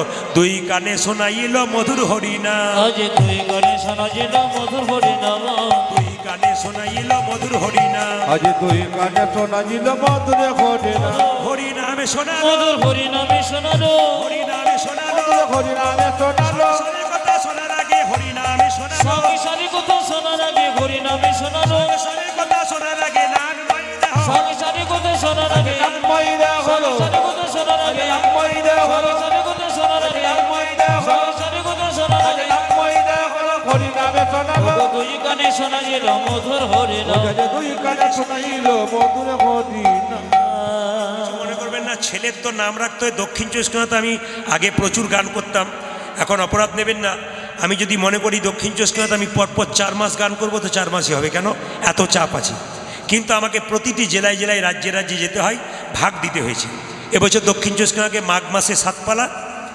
আর ফাল্গুন মাসে 7 পালা আর চৈত্র মাসে 7 পালা 3-7 কে 21টা আজ দিয়েছি এবছর তা আপনাদের কাছে নিবেদন রইল দক্ষিণে গান করে দেখেছি আসর দক্ষিণে বেশি হয় আপনাদের ধারণা আছে কিন্তু সত্যি দক্ষিণে আসর সবচাইতে বেশি হয় আপনি আরও জেলাতে ঘুরতে পারলে দেখবেন ওখানেও আসর প্রচুর হয় আমি প্রতিটি জেলায় জেলায় যাই রাজ্যে রাজ্যে যাই দেখতে পাই ভক্তের কেমন ঢল মানুষ কৃষ্ণকে কত ভালোবাসে মহাপ্রভুকে কত ভালোবাসে প্রমাণ দেয় আসরে তবে বলি ছেলের নাম কিন্তু ভগবানের নামের সঙ্গে রাখবেন কৃষ্ণ বিষ্ণু নারায়ণ তাহলে কী হবে বলুন তো ছেলের নাম যদি কৃষ্ণ রাখেন দিনের মাথায় ছেলেকে 20 বার ডাকবেন 18 বার কৃষ্ণ খেয়ে নে বাবা কৃষ্ণ স্কুলে যা কৃষ্ণ খেলা কর কৃষ্ণ এই কাজটা করে দে যত কৃষ্ণ কৃষ্ণ করবেন আপনার কিন্তু এমনিতে কৃষ্ণ নাম হয়ে যাবে এই যে ছেলের নাম কৃষ্ণ রাখতে হয় এবার সবাই লোক তোমার আরেকজন ডাকতে এসছে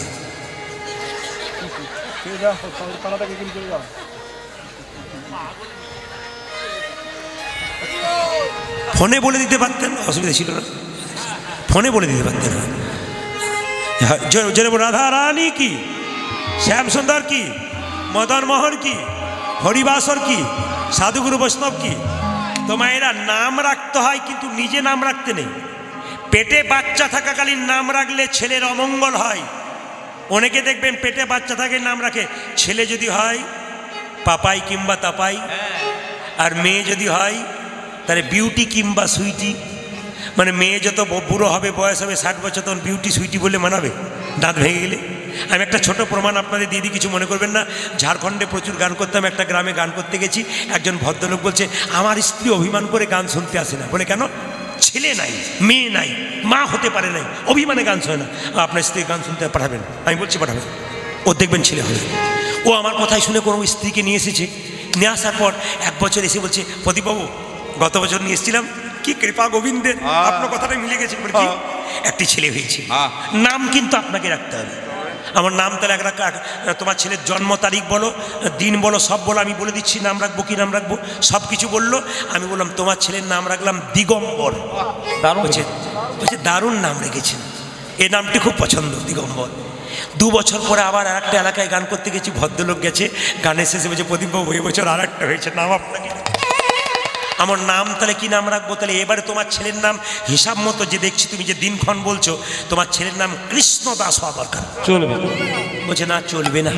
বলে কিরকম? ম্যাচিং চাই। বড় মায়েরা কাপড় জামা কিনতে যায় না, ম্যাচিং, এই শাড়ির সঙ্গে এটা ম্যাচিং হচ্ছে না, মায়েরা বলে না ম্যাচিং চাই। বললাম তাহলে ম্যাচিং বলতে তাহলে এক কাজ করো, বড়র নাম কি রেখেছি? বলছি দিগম্বর। আমার তাহলে এবারটার নাম রাখলাম নটম্বর। দারুণ মিলে গেছে নটম্বর। কিছুক্ষণ পরে আবার এসেছে মায়েরা, আবার 2-4 বছর বই এলাকায় গেছি, এবার আবার কীর্তন শুনতে এসছে। বলছি দাদা আবার এসেছি। কীর্তনে শেষে এসে বলছে প্রদীপবাবু ঠাকুরের দয়া কি আবার একটি ছেলে হয়েছে, নাম আপনাকে রাখতে হবে। আমার বলুন তিথি দেখে নক্ষত্র দেখে নাম রাখবো না ম্যাচিং রাখবো? বলছে ম্যাচিং চাই। আমার তার বড়র নাম কি? দিগম্বর। মেজর নাম কি? নটম্বর। এটার নাম কি? না রাখলাম শীতম্বর। এখন 3টি ছেলে হয়ে গেছে। আমি বললাম তুমি কিন্তু আর কোনোদিন আমার কাছে আসবে না। এখন লক্ষ্য করুন মায়েরা, বছর 5 কি 7 পরে যখন গেছি, তখন ও কীর্তন শুনতে এসছে 3টে ছেলেকে নিয়েই। কীর্তন শেষ হয়ে গেছে, তখন বলছে এখন দিগম্বর, শীতম্বর, নতম্বর 3জন প্রণাম করছে। এমন কেন? আপনার স্ত্রীকে আনলেন না? বলছে আবার গন্ডগোল। বলে কি? এবছর গোবিন্দ কৃপা করে একসঙ্গে 2টো দিয়েছে। নাম কিন্তু আপনাকেই রাখতে হবে। আমি বললাম দাদা কিছু মনে করবেন না, দিগম্বর, শীতম্বর, নটম্বর রেখেছি, আমি আর পারবো না। বলছে না ম্যাচিং নাম চাই। আমি ঘর যাচ্ছি, গাড়িতে চেপে যাচ্ছি, গান করে ফিরে যাচ্ছি, ও কিন্তু দরজা ছাড়ে না। বলে নাম আপনাকে রাখতে হবে। আমার তাহলে এক কাজ করো, বড় নাম কি? দিগম্বর। মেজর নাম কি? নটম্বর। ছোটোর নাম কি? শীতম্বর। এবার নাম রাখলাম নভেম্বর আর ডিসেম্বর। উপায় নেই তো, উপায় নেই, কি করবেন? ও হয়ে গেল। যেরকম রাধা রানী কি, শ্যামসুন্দর কি, মদন মোহন কি, হরিবাসর কি। ছোট্ট ছেলেটা মায়েরা নাম রাখলো কি? দুঃখের সংসারে জন্ম নিল, নামে রাখলো দুঃখী। নামে রাখিল দুঃখী, নামে রাখিল দুঃখী, নামে রাখিল দুঃখী। দুঃখী। এই দিকে তাকাবে। ছেলেটাকে তার বাবা কি শিক্ষা দিচ্ছে দেখুন, শোন দুঃখী, আর 5টা ছেলের মতো তোকে পাই নাই, তোকে জগন্নাথ মন্দিরে জগন্নাথের কৃপাই পেয়েছি। তোর একমাত্র উদ্দেশ্য হবে কি? গুরুচরণ সেবা করে গোবিন্দ চরণ পাওয়া। ছোট্ট দুঃখী বলল বাবা কি করে গুরুচরণ পাবো? বলছে নবদ্বীপ মায়াপুর চলে গেলে তুই গুরু নিশ্চয়ই পাবি। কখন যাব? বলছে ভজন করতে হয় সকাল সকাল, তবে কাজ হয়। ছোট্ট ছেলেটা মাথায় ঢুকে গেল, এই ছোটবেলা থেকে কৃষ্ণ ভজন করতে হবে। বাবা মা রাত্রিবেলায় শুয়ে আছে, আর ছোট্ট দুঃখী কী করছে দেখুন মায়েরা, দূর থেকে বাবা মাকে প্রণাম করে বলছে বাবা কি আমি চলে যাই। আমি চলে যাও। বাবা মা ঘুমাচ্ছে, আমি চলে যাই, চলে যাও। দাও গোবিন্দ উলধ্বনি। আমি চলে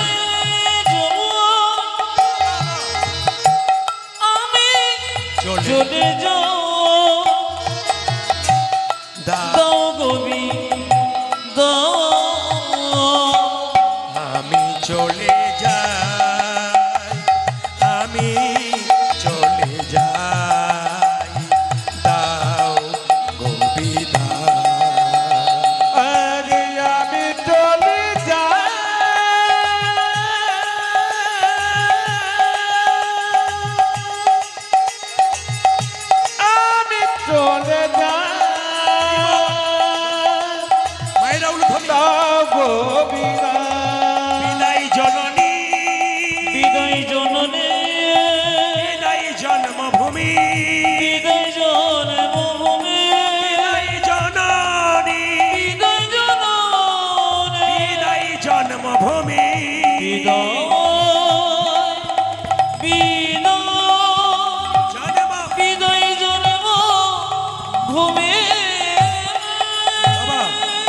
আস্তে। কারা কারা নবদ্বীপ গেছেন হাত তুলুন তো। নবদ্বীপ, বাহ, নামান। নবদ্বীপের পাশে একটা জায়গা আছে, কি যায় সেই জায়গাটার নাম হচ্ছে কালনা, নিতাই জনের শ্বশুর বাড়ি। ছোট্ট ছেলে সকালবেলা যাকে দেখছে তাকে বলছে, হ্যাঁ গো নবদ্বীপ কত দূরে? একজন বলছে, এই ভিখারি ছেলে, নবদ্বীপ নবদ্বীপ করছিস কেন, ভিক্ষা নিয়ে নে। ছেলেটা বলে, সত্যি আমি ভিখারি, আমি প্রেমেরও ভিখারি, প্রেম ভিক্ষা করি, যাব গো নদিয়ায়, যাব গো নদিয়ায়। হরি বল। প্রেম ভিক্ষা করে যাব গো নদিয়ায়, যাব গো নদিয়ায়।